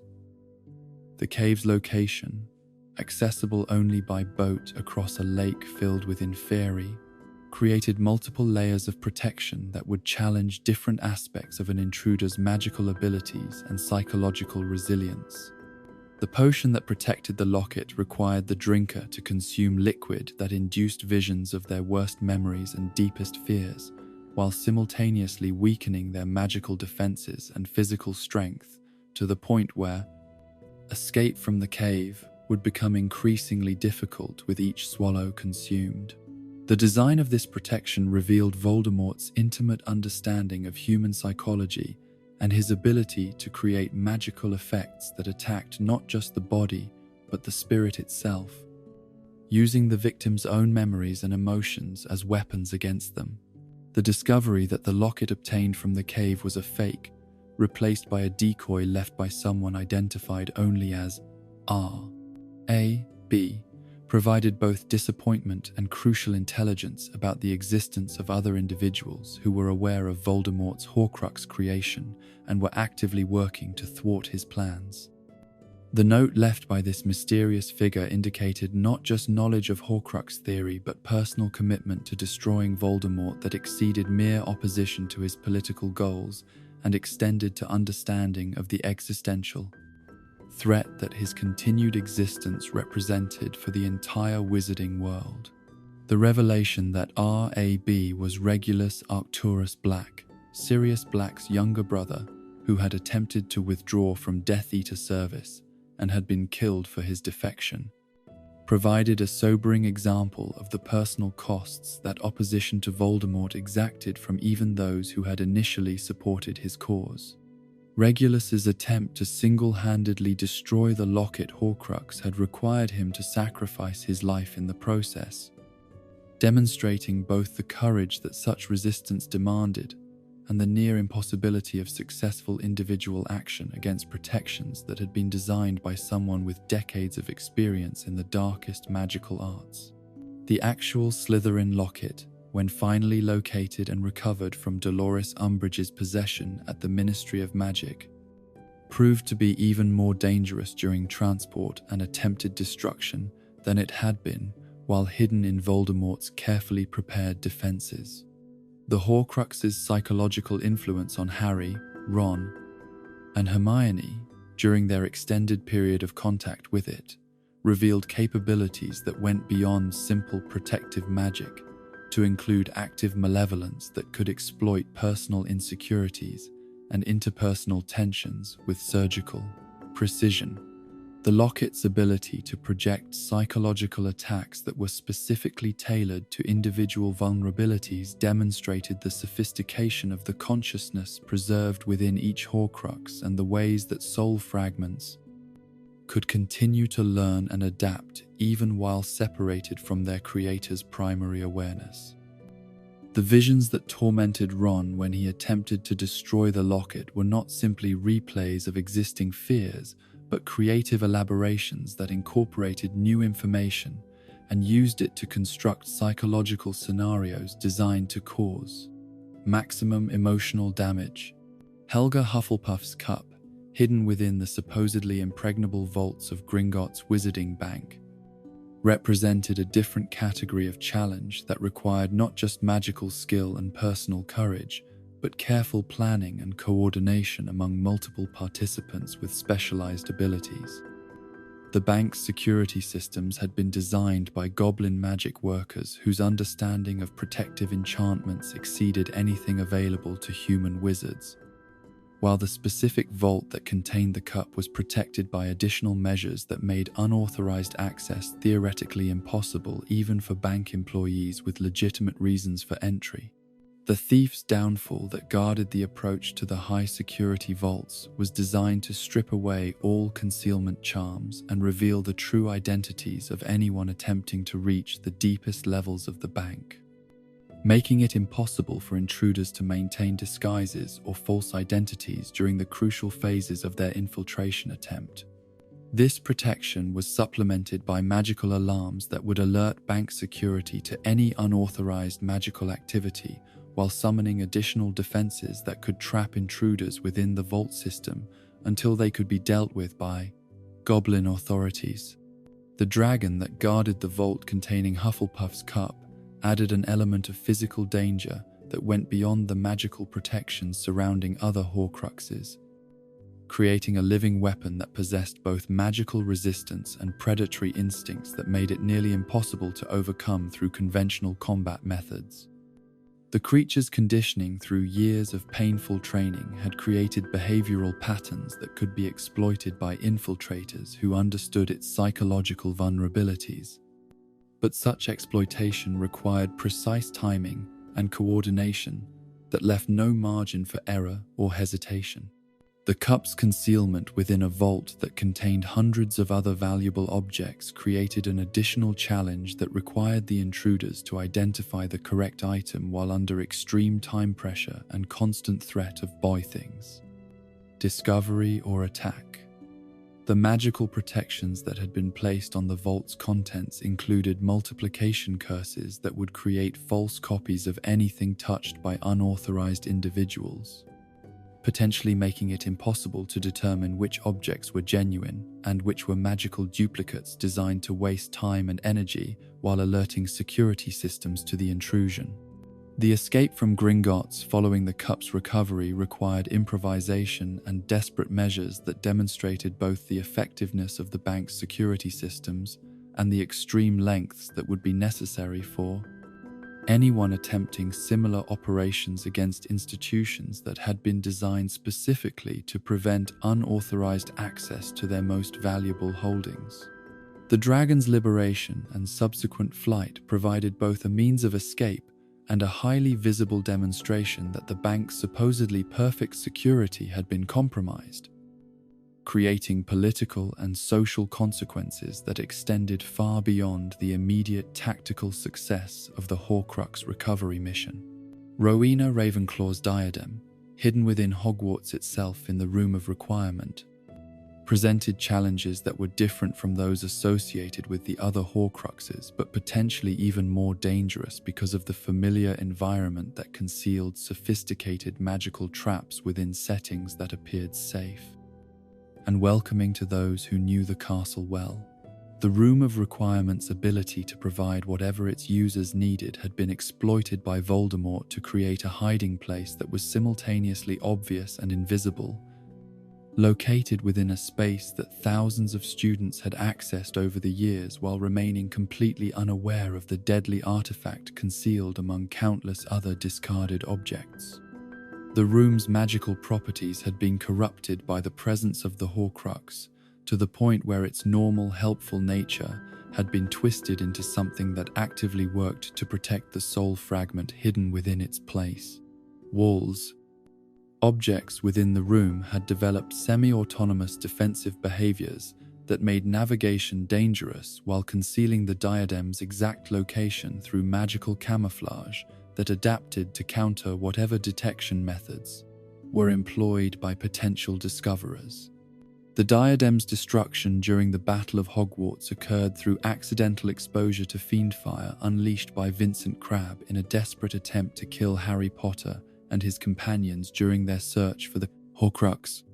The uncontrolled magical fire that resulted from Crabbe's inability to properly manage the destructive spell he had cast created conditions that were deadly to everyone present, while also providing the kind of comprehensive magical destruction that was necessary to eliminate Horcrux containers permanently. The irony that one of Voldemort's Horcruxes was destroyed through the incompetence of his own supporters, rather than the skill of his enemies, demonstrated the unpredictable nature of magical conflict and the ways that even the most carefully laid plans could be disrupted by factors that no amount of preparation could anticipate or control. Crabbe's death in the fire he had summoned served as a stark reminder of the dangers inherent in using advanced dark magic without sufficient understanding of its principles and proper respect for its destructive potential. Nagini, as the final Horcrux that required deliberate destruction, presented unique challenges because her status as a living creature made her mobile and intelligent while also providing her with natural magical defenses that inanimate objects could not possess. Her constant proximity to Voldemort during the final phases of his campaign made her simultaneously the most accessible and the most heavily protected of his remaining soul containers, requiring approaches that could overcome both her personal magical abilities and the defensive measures that her master had implemented for her protection. The snake's destruction during the Battle of Hogwarts required coordination between multiple fighters and careful timing that would allow someone with appropriate weapons and training to get close enough to deliver a fatal attack, while avoiding both Nagini's own deadly capabilities and the magical protection that Voldemort had surrounded her with during combat operations. Neville Longbottom's success in killing the snake with Godric Gryffindor's sword demonstrated both individual courage and the importance of having the right magical tools available at crucial moments. The psychological and spiritual costs of the Horcrux hunt extended far beyond the physical dangers and magical challenges that were involved in locating and destroying each soul container. Each successful elimination brought both satisfaction at progress made toward Voldemort's eventual defeat and horror at the necessity of destroying fragments of human consciousness, even consciousness that had been corrupted through deliberate evil acts. The death screams that accompanied Horcrux destruction served as constant reminders that the objects being eliminated had once been part of a human soul, raising complex ethical questions about the morality of their destruction, even when such destruction was necessary for the protection of innocent lives.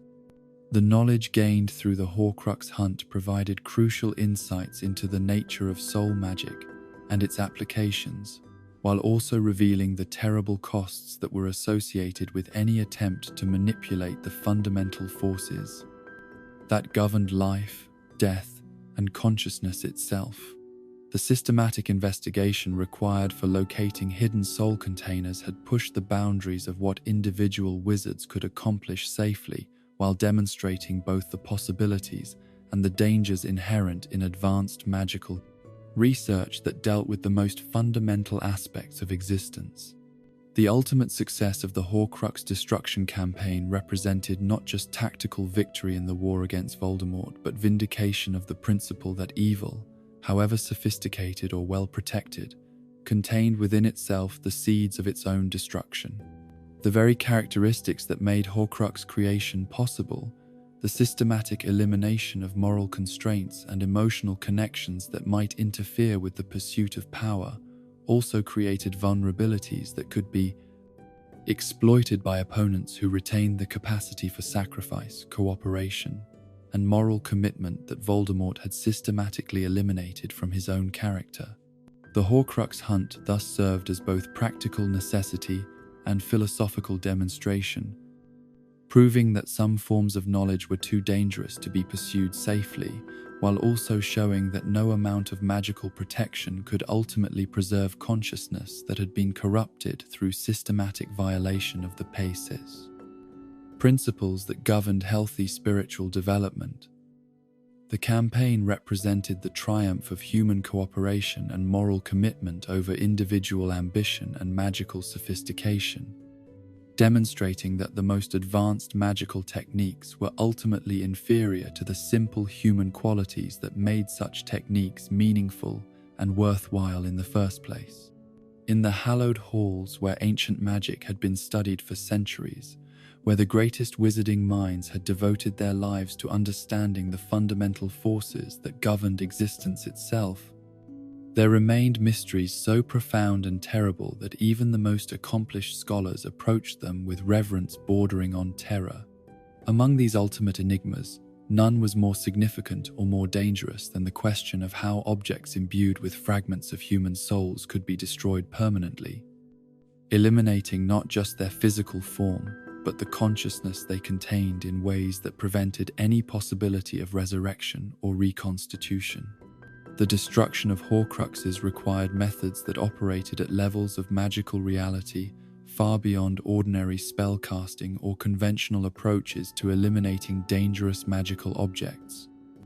Where typical cursed items could be neutralized through counter-charms or protective rituals that contained their harmful effects, Horcruxes demanded complete obliteration that extended beyond the physical realm into the spiritual dimensions where soul fragments existed. The challenge was not simply to break or damage the container objects, but to inflict destruction so comprehensive that the preserved consciousness within them would be eliminated entirely, with no possibility of survival or escape to seek out alternative vessels. The magical theory underlying effective Horcrux destruction drew on principles that few wizards understood, and fewer still were capable of applying safely in practical situations. The soul fragments preserved within Horcrux containers existed in states of artificial stability that had been achieved through violation of natural law, creating spiritual entities that possessed extraordinary resistance to conventional forms of magical attack, while being vulnerable only to forces that operated according to the same fundamental principles that had enabled their creation. In the first place, basilisk venom represented perhaps the most reliable and well-documented method for accomplishing the complete destruction that Horcrux elimination required. Though the reasons for its effectiveness remain subjects of theoretical debate among the small number of scholars who possessed access to information about such forbidden topics. The venom's magical properties were derived from the basilisk's nature as a creature that existed at the intersection of life and death, capable of killing with a glance while possessing magical resistance that made it nearly immune to most forms of spell-based attack. The connection between basilisk venom and Horcrux destruction could be traced to the work of Herpo the Foul, the ancient Greek wizard who had been responsible for both innovations. His success in breeding the first basilisk had required deep understanding of magical forces that governed the boundaries between life and death, knowledge that he had later applied to develop the techniques for splitting and preserving human souls. The fact that his first creation could destroy his second represented either cosmic irony or fundamental magical principle that linked these two ultimate expressions of dark magical achievement. The venom's effectiveness against Horcruxes appeared to result from its ability to inflict magical damage that transcended normal categories of injury or destruction, attacking not just the physical substance of container objects but the spiritual bonds that connected soul fragments to their artificial anchors in the material world. When basilisk venom came into contact with a Horcrux, it created conditions that were analogous to the natural dissolution of souls that occurred during normal death, but compressed into moments and applied with such intensity that even artificially preserved consciousness could not resist its effects. The practical application of basilisk venom for Horcrux destruction required careful handling and precise application that took into account both the dangerous nature of the substance itself and the defensive mechanisms that most soul containers had developed to protect themselves from threats. The venom was lethal to living beings in quantities so small that a single drop could kill a full-grown wizard within minutes, while its magical properties made it capable of corroding through most protective enchantments and physical barriers that might be used to contain or control its effects. Tom Riddle's diary, the first Horcrux to be destroyed through deliberate action, had been eliminated when Harry Potter drove a basilisk fang through its pages during his second year at Hogwarts. The destruction had been accomplished through direct physical contact between the venom and the container object, creating immediate magical reactions that revealed the consciousness preserved within the diary through its death screams and the fountain of ink that erupted from its pages like blood from a mortal wound. The diary's destruction had provided crucial evidence about the nature of Horcrux consciousness and the reality of suffering that accompanied their elimination. The screams that emerged from the diary as the venom destroyed it were unmistakably sounds of pain and terror produced by a thinking, feeling entity that was experiencing its own annihilation. The sounds were not merely magical effects or defensive mechanisms, but genuine expressions of anguish from a consciousness that retained all the emotional and psychological characteristics that had defined its original human nature. The ink that poured from the diary's pages during its destruction carried traces of magical energy that contained fragments of memory and emotion, creating brief glimpses into the preserved consciousness that was being eliminated. Observers who were present during the destruction reported sensing echoes of Tom Riddle's thoughts and feelings from the moment of the diary's creation, including his satisfaction at achieving his first Horcrux and his plans for using the preserved soul fragment to further his goals of achieving immortality and dominating the wizarding world. Salazar Slytherin's locket required different approaches to destruction because of the enhanced protective measures that Voldemort had placed around his later Horcrux creations. But basilisk venom remained the most effective method for eliminating the soul fragment once the locket could be opened and its contents made accessible to attack. The locket's ability to project psychological defenses during attempted destruction demonstrated the sophistication that Horcrux consciousness could achieve when given sufficient time to develop beyond their original programming. Ron Weasley's successful destruction of the locket Horcrux represented a crucial test of whether individuals without extensive magical training or advanced theoretical knowledge could accomplish Horcrux elimination when provided with appropriate tools and sufficient determination. The psychological challenges that Ron faced during the destruction process revealed the ways that Horcrux consciousness could exploit personal vulnerabilities and emotional weaknesses as defensive mechanisms, using the destroyer's own fears and insecurities as weapons against them. The visions that the locket projected during its final moments were specifically designed to break down Ron's psychological defenses and convince him that his fears about his inadequacy compared to his friends were justified and insurmountable. The preserved consciousness within the locket had accessed Ron's memories and emotions through magical means that remained incompletely understood, using that information to construct scenarios that combined his worst fears about losing Hermione's affection with his deepest insecurities about his own worth and capabilities. But Ron's ultimate success in overcoming these psychological attacks and completing the locket's destruction demonstrated that Horcrux consciousness, despite their enhanced capabilities and sophisticated defensive strategies, remained vulnerable to the kind of moral courage and personal determination that characterized individuals who retained the capacity for genuine human connection and emotional growth. The consciousness preserved within Horcruxes had sacrificed these qualities in exchange for artificial preservation, creating limitations that could be exploited by opponents who possessed the human characteristics that Horcrux makers had systematically eliminated from their own personalities. Fiendfire represented the second major category of magical force capable of accomplishing complete Horcrux destruction, though its use carried risks that made it extremely dangerous, even for experienced practitioners who understood its principles and possessed extensive training in its application.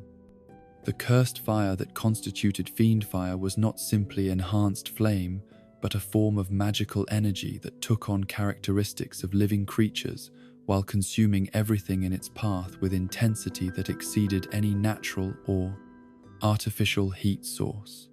The theoretical basis for Fiendfire's effectiveness against Horcruxes lay in its nature as a magical force that operated through complete consumption and transformation, rather than simple destruction or damage. Where basilisk venom destroyed Horcruxes by severing the connections between soul fragments and their container objects, Fiendfire eliminated them by consuming both the physical vessels and the spiritual entities they contained, transforming their essential nature into pure magical energy that was then dissipated according to natural processes that prevented any possibility of reconstitution or survival. The practical application of Fiendfire for Horcrux destruction required magical skill and emotional control that few wizards possessed. As the cursed fire responded to the caster's subconscious thoughts and emotions in ways that could quickly make it impossible to direct or contain. The fire would seek out and consume anything that its caster perceived as threatening or undesirable, potentially growing beyond all possibility of control, while spreading to destroy everything within range of its influence. Vincent Crabbe's fatal attempt to use Fiendfire against Harry Potter and his companions in the Room of Requirement had demonstrated both the destructive potential of the cursed fire and the dangers that made it unsuitable for most. Practical applications. Crabbe's lack of sufficient skill and experience with advanced dark magic had made it impossible for him to maintain control over the fire once it was summoned, resulting in his own death while also accomplishing the accidental destruction of Rowena Ravenclaw's diadem. The diadem's elimination through exposure to Fiendfire had provided valuable data about the effectiveness of cursed fire against Horcrux containers, confirming that the magical flames could indeed accomplish complete destruction of both physical objects and the soul fragments they contained. But the circumstances of the diadem's destruction had also revealed the unpredictable nature of Fiendfire applications, and the ways that even successful Horcrux elimination could be accomplished through methods that were too dangerous. For deliberate tactical use, the destruction process that Fiendfire accomplished differed significantly from the effects of basilisk venom, producing elimination that was more gradual, but ultimately more complete in its effects on both the container objects and the consciousness they preserved. Where venom-based destruction typically occurred within seconds and was accompanied by obvious signs of the soul fragment suffering, Fiendfire consumption was a process that could take several minutes while producing changes in the Horcrux's behavior and defensive capabilities that reflected the gradual dissolution of the preserved consciousness. The diadem's reaction to Fiendfire exposure had included increasingly desperate attempts to escape the cursed flames through magical teleportation and protective barrier creation, indicating that the soul fragment within was fully aware of the nature of the threat it faced and was capable of sophisticated magical responses designed to preserve its existence. The failure of these defensive measures had demonstrated that Fiendfire's consumption effects operated at levels of magical reality that were beyond the reach of even advanced protective magic, making it one of the few forces capable of overcoming the elaborate defenses that characterized Voldemort's later Horcrux creations. The death screams that accompanied Horcrux destruction through both basilisk venom and Fiendfire revealed important information about the nature of consciousness preservation and the reality of suffering that soul fragments could experience despite their artificial existence. These sounds were not simply magical effects or defensive mechanisms, but genuine expressions of pain and terror from entities that retained all the emotional and psychological characteristics that had defined their original human nature, while lacking the physical forms that normally provided context and meaning for such experiences. The intensity and duration of Horcrux death screams varied according to the size and sophistication of the soul fragments being destroyed, with more recent and complex consciousness producing more prolonged and articulated expressions of suffering during their elimination. The diary Horcrux, which contained consciousness from Tom Riddle's school years, had produced screams that lasted several seconds and included what sounded like attempts at speech or pleading, suggesting that the preserved soul fragment retained enough cognitive ability to understand what was happening to it and to attempt communication even during the process of its destruction. The emotional impact of witnessing Horcrux destruction on those who were present during such events revealed the profound moral complexities involved in eliminating entities that had once been parts of human souls. even souls that had been corrupted through systematic violation of moral and natural law. Harry Potter's reactions to destroying the diary and witnessing the elimination of other Horcruxes demonstrated the psychological toll that such experiences exacted from individuals who retained normal human empathy and emotional sensitivity. The theoretical possibility of reversing Horcrux creation through soul reintegration rather than destruction represented an alternative approach that had been discussed in some of the most advanced texts on soul magic, though practical applications of such techniques remained extremely rare and were generally considered more dangerous than simple elimination of the fragmented consciousness. The process of reintegrating separated soul fragments required the original consciousness to experience genuine remorse for all the acts that had led to soul splitting. But the psychological changes that made Horcrux creation possible typically also eliminated the capacity for the kind of authentic emotional response that reintegration demanded.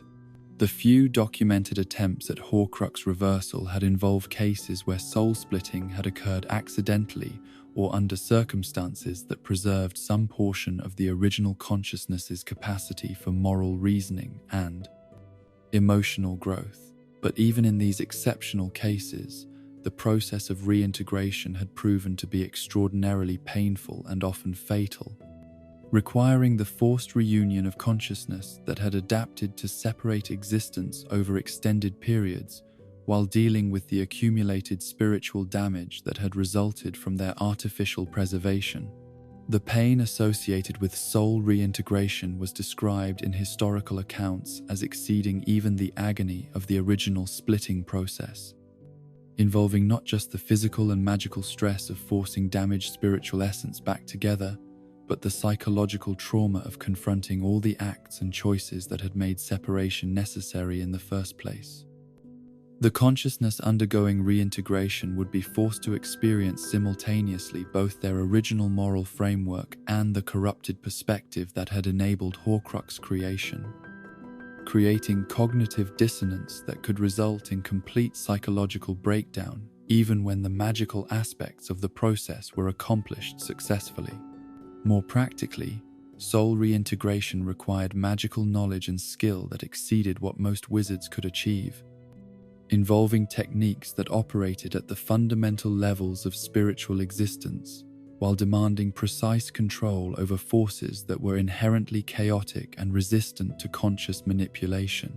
The magical energy required for successful reintegration was enormous, often exceeding what individual practitioners could provide while requiring sustained application over periods that could last for hours or days depending on the complexity of the fragmentation being addressed.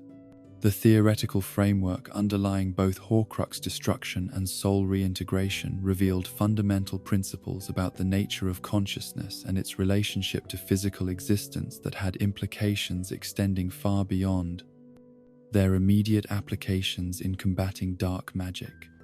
The successful elimination of preserved soul fragments demonstrated that individual awareness, however sophisticated or artificially enhanced, remained dependent on the spiritual and moral foundations that gave it meaning and purpose. While the failure of most reintegration attempts showed that some forms of corruption created changes that were irreversible through any known magical or therapeutic intervention, the development of new methods for Horcrux destruction continued to be a subject of research among the few scholars who possessed access to information about such topics and the theoretical knowledge necessary to develop practical applications of advanced soul magic principles. But the inherent dangers associated with such research, combined with the limited number of situations where such knowledge would be practically applicable, meant that most innovations in this field remained theoretical rather than being tested through practical experimentation. The ethical implications of Horcrux destruction presented complex moral questions that had no clear or simple answers, requiring judgments about the nature of consciousness, the reality of suffering, and the circumstances under which it might be justified to eliminate thinking, feeling entities even when such elimination was necessary for the protection of innocent lives. The consciousness preserved within Horcruxes had once been parts of human souls, but they had been corrupted through deliberate violation of moral and natural law, while being transformed into entities whose continued existence posed existential threats to others. The precedents established through successful Horcrux elimination campaigns would need to be carefully considered and responsibly applied to prevent future instances of similar moral dilemmas, while ensuring that the knowledge gained through these tragic experiences could be used beneficially when circumstances warranted such extreme measures. The techniques for destroying preserved consciousness would need to be preserved and transmitted to future generations who might face similar threats. But they would also need to be carefully guarded to prevent their misuse by individuals who might seek to eliminate inconvenient or threatening consciousness for reasons that could not be morally justified.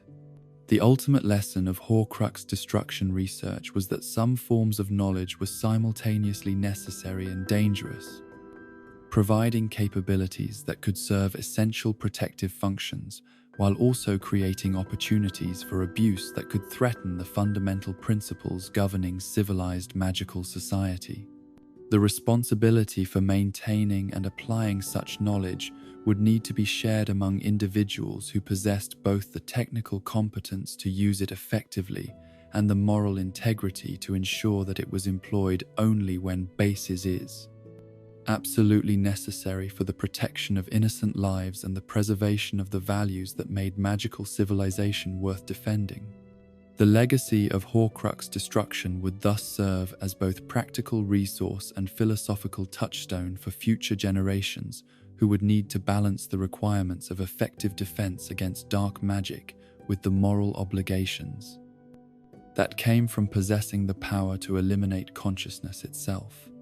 The knowledge gained through these experiences would need to be preserved, studied, and transmitted responsibly to ensure that the sacrifices made during their acquisition would continue to serve beneficial purposes while preventing the repetition of the tragedies that had made such extreme measures necessary in the first place.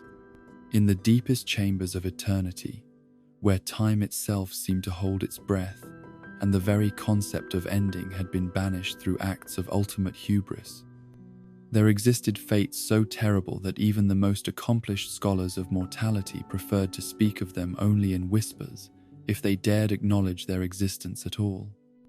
These were the destinies that awaited those who had sought to cheat death through the splitting of their souls, who had believed themselves clever enough to circumvent the fundamental laws governing all existence, who had discovered too late that some victories were indistinguishable from the most exquisite forms of defeat. The concept of limbo as the ultimate destination for Horcrux creators had been discussed in theoretical terms by magical philosophers for centuries. But the reality of such existence remained largely incomprehensible to minds that had not experienced the systematic degradation of spiritual integrity that made Horcrux creation possible. This was not simply an unpleasant afterlife or a form of punishment imposed by external forces, but the natural consequence of choices that had violated the fundamental principles governing the relationship between consciousness, identity, and the cosmic order that gave meaning to individual existence. Those who had split their souls found themselves, upon the death of their physical forms, trapped in states that combined the worst aspects of life and death while providing the benefits of neither. They retained consciousness and memory, but divorced from the physical sensations and emotional connections that gave those mental faculties meaning and purpose. They possessed awareness of their surroundings, but lacked the ability to interact meaningfully with either the world of the living or whatever realm awaited those who had died with their souls intact. Most tormentously, they experienced the passage of time with perfect clarity while being unable to use that time for growth, change, or any form of meaningful activity. The limbo that claimed Horcrux makers was not a place in any geographical sense, but a state of existence that transcended normal concepts of location and environment. It existed between the world of the living and whatever lay beyond mortal experience, accessible to neither realm while being rejected by both. Those trapped within it reported sensations of existing in vast emptiness that was neither light nor dark, neither warm nor cold, but simply absent of all the qualities that made existence bearable or comprehensible to consciousness that had developed within physical reality. The duration of existence within limbo was, by all accounts, eternal in the most literal sense of the term. There was no possibility of progression to other states of being, no hope of eventual release or transformation, no chance of finding meaning or purpose that might make the experience tolerable. The consciousness that had sought to preserve itself through soul-splitting discovered that what it had achieved was not immortality but a form of existence so divorced from everything that made life valuable that it represented the sentier. Ultimate failure of the ambitions that had motivated the original violation.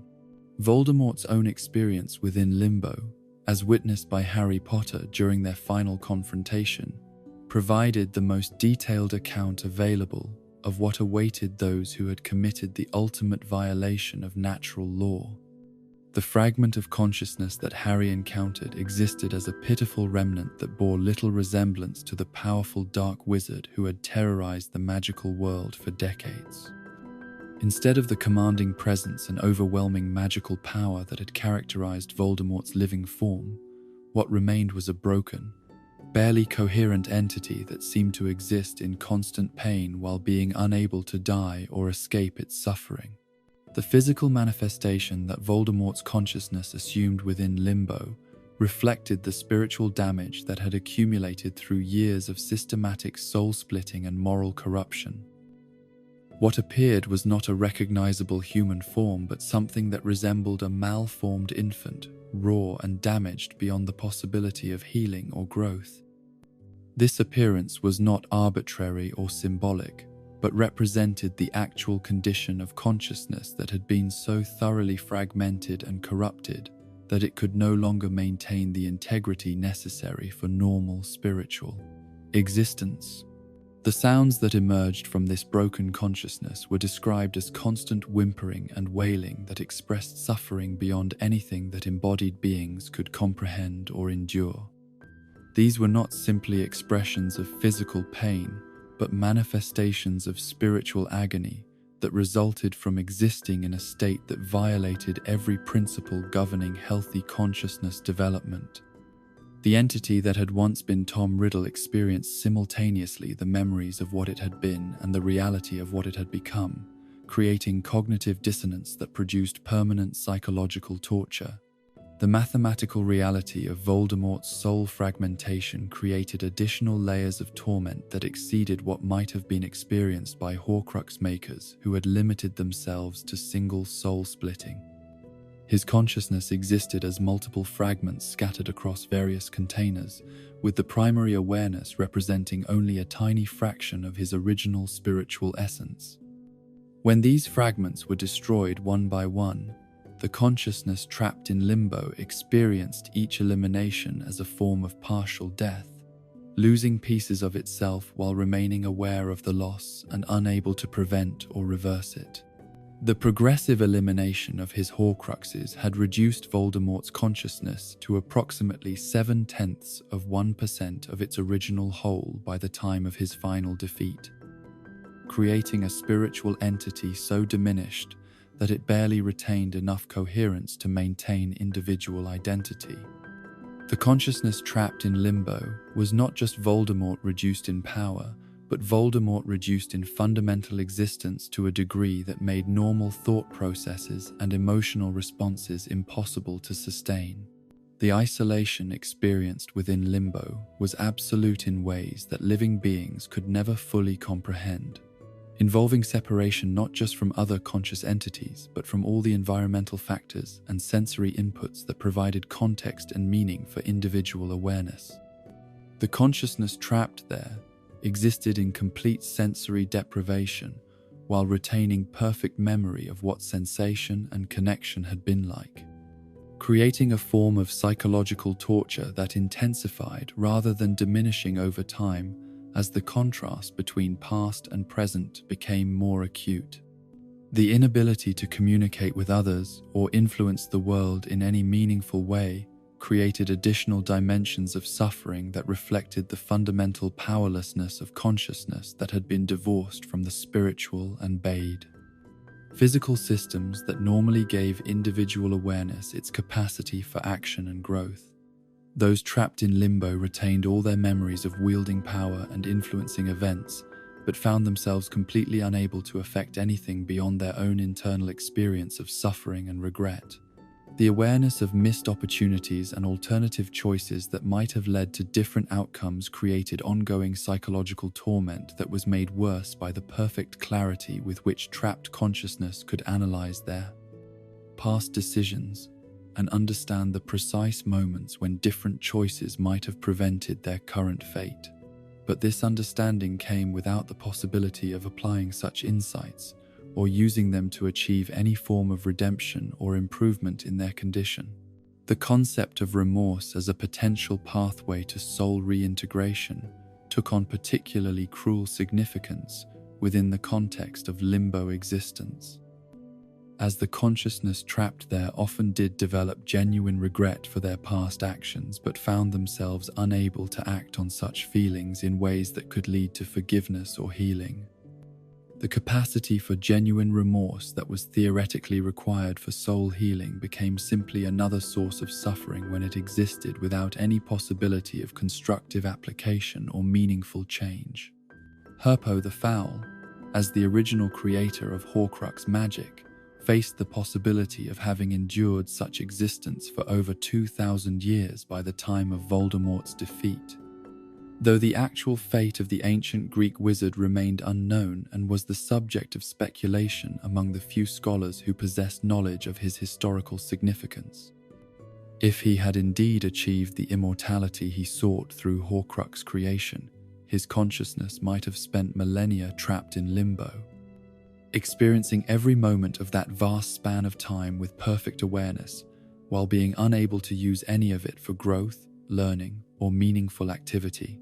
The theoretical possibility that Herpo might still exist in some form raised disturbing questions about the nature of eternal suffering and whether consciousness could maintain coherence and individual identity across such vast spans of doing. Time without external stimulation, or the possibility of change and development. The mathematical implications suggested that even the most sophisticated individual awareness might eventually fragment under such conditions. Not through the deliberate soul-splitting that had created Horcruxes, but through simple erosion of mental faculties that were not designed to function in complete isolation for indefinite periods.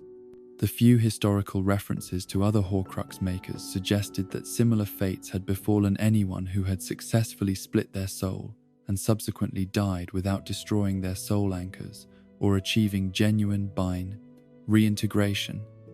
The universality of this outcome across different historical periods and cultural contexts indicated that limbo was not a punishment imposed by particular religious or philosophical systems, but a natural consequence of violating fundamental principles that transcended human understanding of justice or morality. The rehabilitation possibilities for consciousness trapped in limbo remained subjects of theoretical debate among scholars who possessed sufficient knowledge to consider such questions meaningfully, though most concluded that the conditions required for escape or improvement were so specific and unlikely that practical hope of release was essentially non-existent. The genuine remorse that was supposedly necessary for soul reintegration would need to be accompanied by external assistance from living beings who possessed both the magical knowledge and the moral commitment necessary to attempt such dangerous procedures. But even if such assistance were available, the consciousness trapped in limbo would need to have retained enough coherence and moral capacity to recognize their need for help and cooperate with therapeutic efforts that would themselves be extraordinarily painful and potentially fatal. The psychological changes that had enabled Horcrux creation in the first place would work against such cooperation, while the additional deterioration that occurred during limbo existence would make the technical aspects of soul reintegration even more challenging than they were under normal circumstances. The philosophical implications of limbo existence raised fundamental questions about the nature of justice, mercy, and the relationship between individual choice and cosmic consequence that had no clear or simple answers within any known moral or religious framework. The consciousness trapped there had chosen their fate through deliberate decisions to violate natural law, but the severity and duration of their punishment seemed to exceed what most ethical systems would consider proportionate to their crimes, however heinous those crimes might have been. The inability to learn from suffering or use painful experience for moral growth created conditions that served no apparent constructive purpose from educational or rehabilitative perspectives, suggesting that limbo existence represented not punishment in any meaningful sense, but simply the inevitable result of choices that had damaged the fundamental structures of consciousness beyond the possibility of repair or redemption. The suffering experienced there was not imposed by external judgment, but generated by the internal contradictions and spiritual damage that made normal existence impossible to maintain. The warning value of limbo existence for potential future Horcrux makers was limited by the secrecy that necessarily surrounded such knowledge and the psychological characteristics that made Horcrux creation appealing to certain types of pages. Individuals, those who seriously considered soul-splitting, were typically people whose moral reasoning and emotional development had already been compromised to the point where warnings about consequences, however severe, were unlikely to serve as effective deterrents to behavior they believed would serve their immediate interests. The knowledge of limbo existence thus served primarily as validation for those who already understood the importance of accepting natural limitations rather than seeking to transcend them through violation of fundamental spiritual principles. For individuals who retained normal moral development and emotional connection to others, the prospect of eternal suffering in complete isolation was obviously unacceptable, regardless of whatever temporary advantages Horcrux creation might provide. But for those who had already eliminated such considerations from their decision-making processes, additional information about negative consequences was unlikely to change their basic approaches to achieving their goals. The preservation of knowledge about limbo and its relationship to Horcrux creation represented both moral obligation and practical necessity for magical communities that sought to prevent future instances of soul-splitting while ensuring that appropriate warnings and educational resources were available to those who might encounter temptations to pursue such techniques. The information needed to be transmitted in ways that emphasized both the technical impossibility of achieving genuine immortality through soul-splitting and the moral and spiritual costs that made such attempts fundamentally self-defeating. But the same knowledge that could serve protective educational functions also carried risks of its own, as detailed understanding of the consequences of Horcrux creation required comprehensive knowledge of the techniques themselves, creating opportunities for misuse by individuals who might focus on the methods rather than the warnings about their ultimate ineffectiveness. The challenge was to preserve and transmit sufficient information to prevent future tragedies while ensuring that such information was not presented in ways that could inadvertently encourage the very behaviors it was meant to discourage. The institutional responses to the revelation of Voldemort's Horcrux creation and ultimate fate varied significantly among different magical communities and organizations, reflecting broader differences in philosophical approaches to dark magic education and the appropriate balance between knowledge preservation and public safety. Some authorities advocated for complete suppression of all information related to soul-splitting techniques. arguing that any public awareness of such possibilities created unacceptable risks of inspiring copycat attempts by individuals who might believe themselves capable of avoiding the negative consequences that had befallen previous practitioners. Others maintain that education about the realities of Horcrux creation and its ultimate futility was essential for preventing future instances of such violations, arguing that ignorance of the true costs involved was more likely to encourage experimentation than detailed knowledge of why such experiments inevitably failed to achieve their intended goals.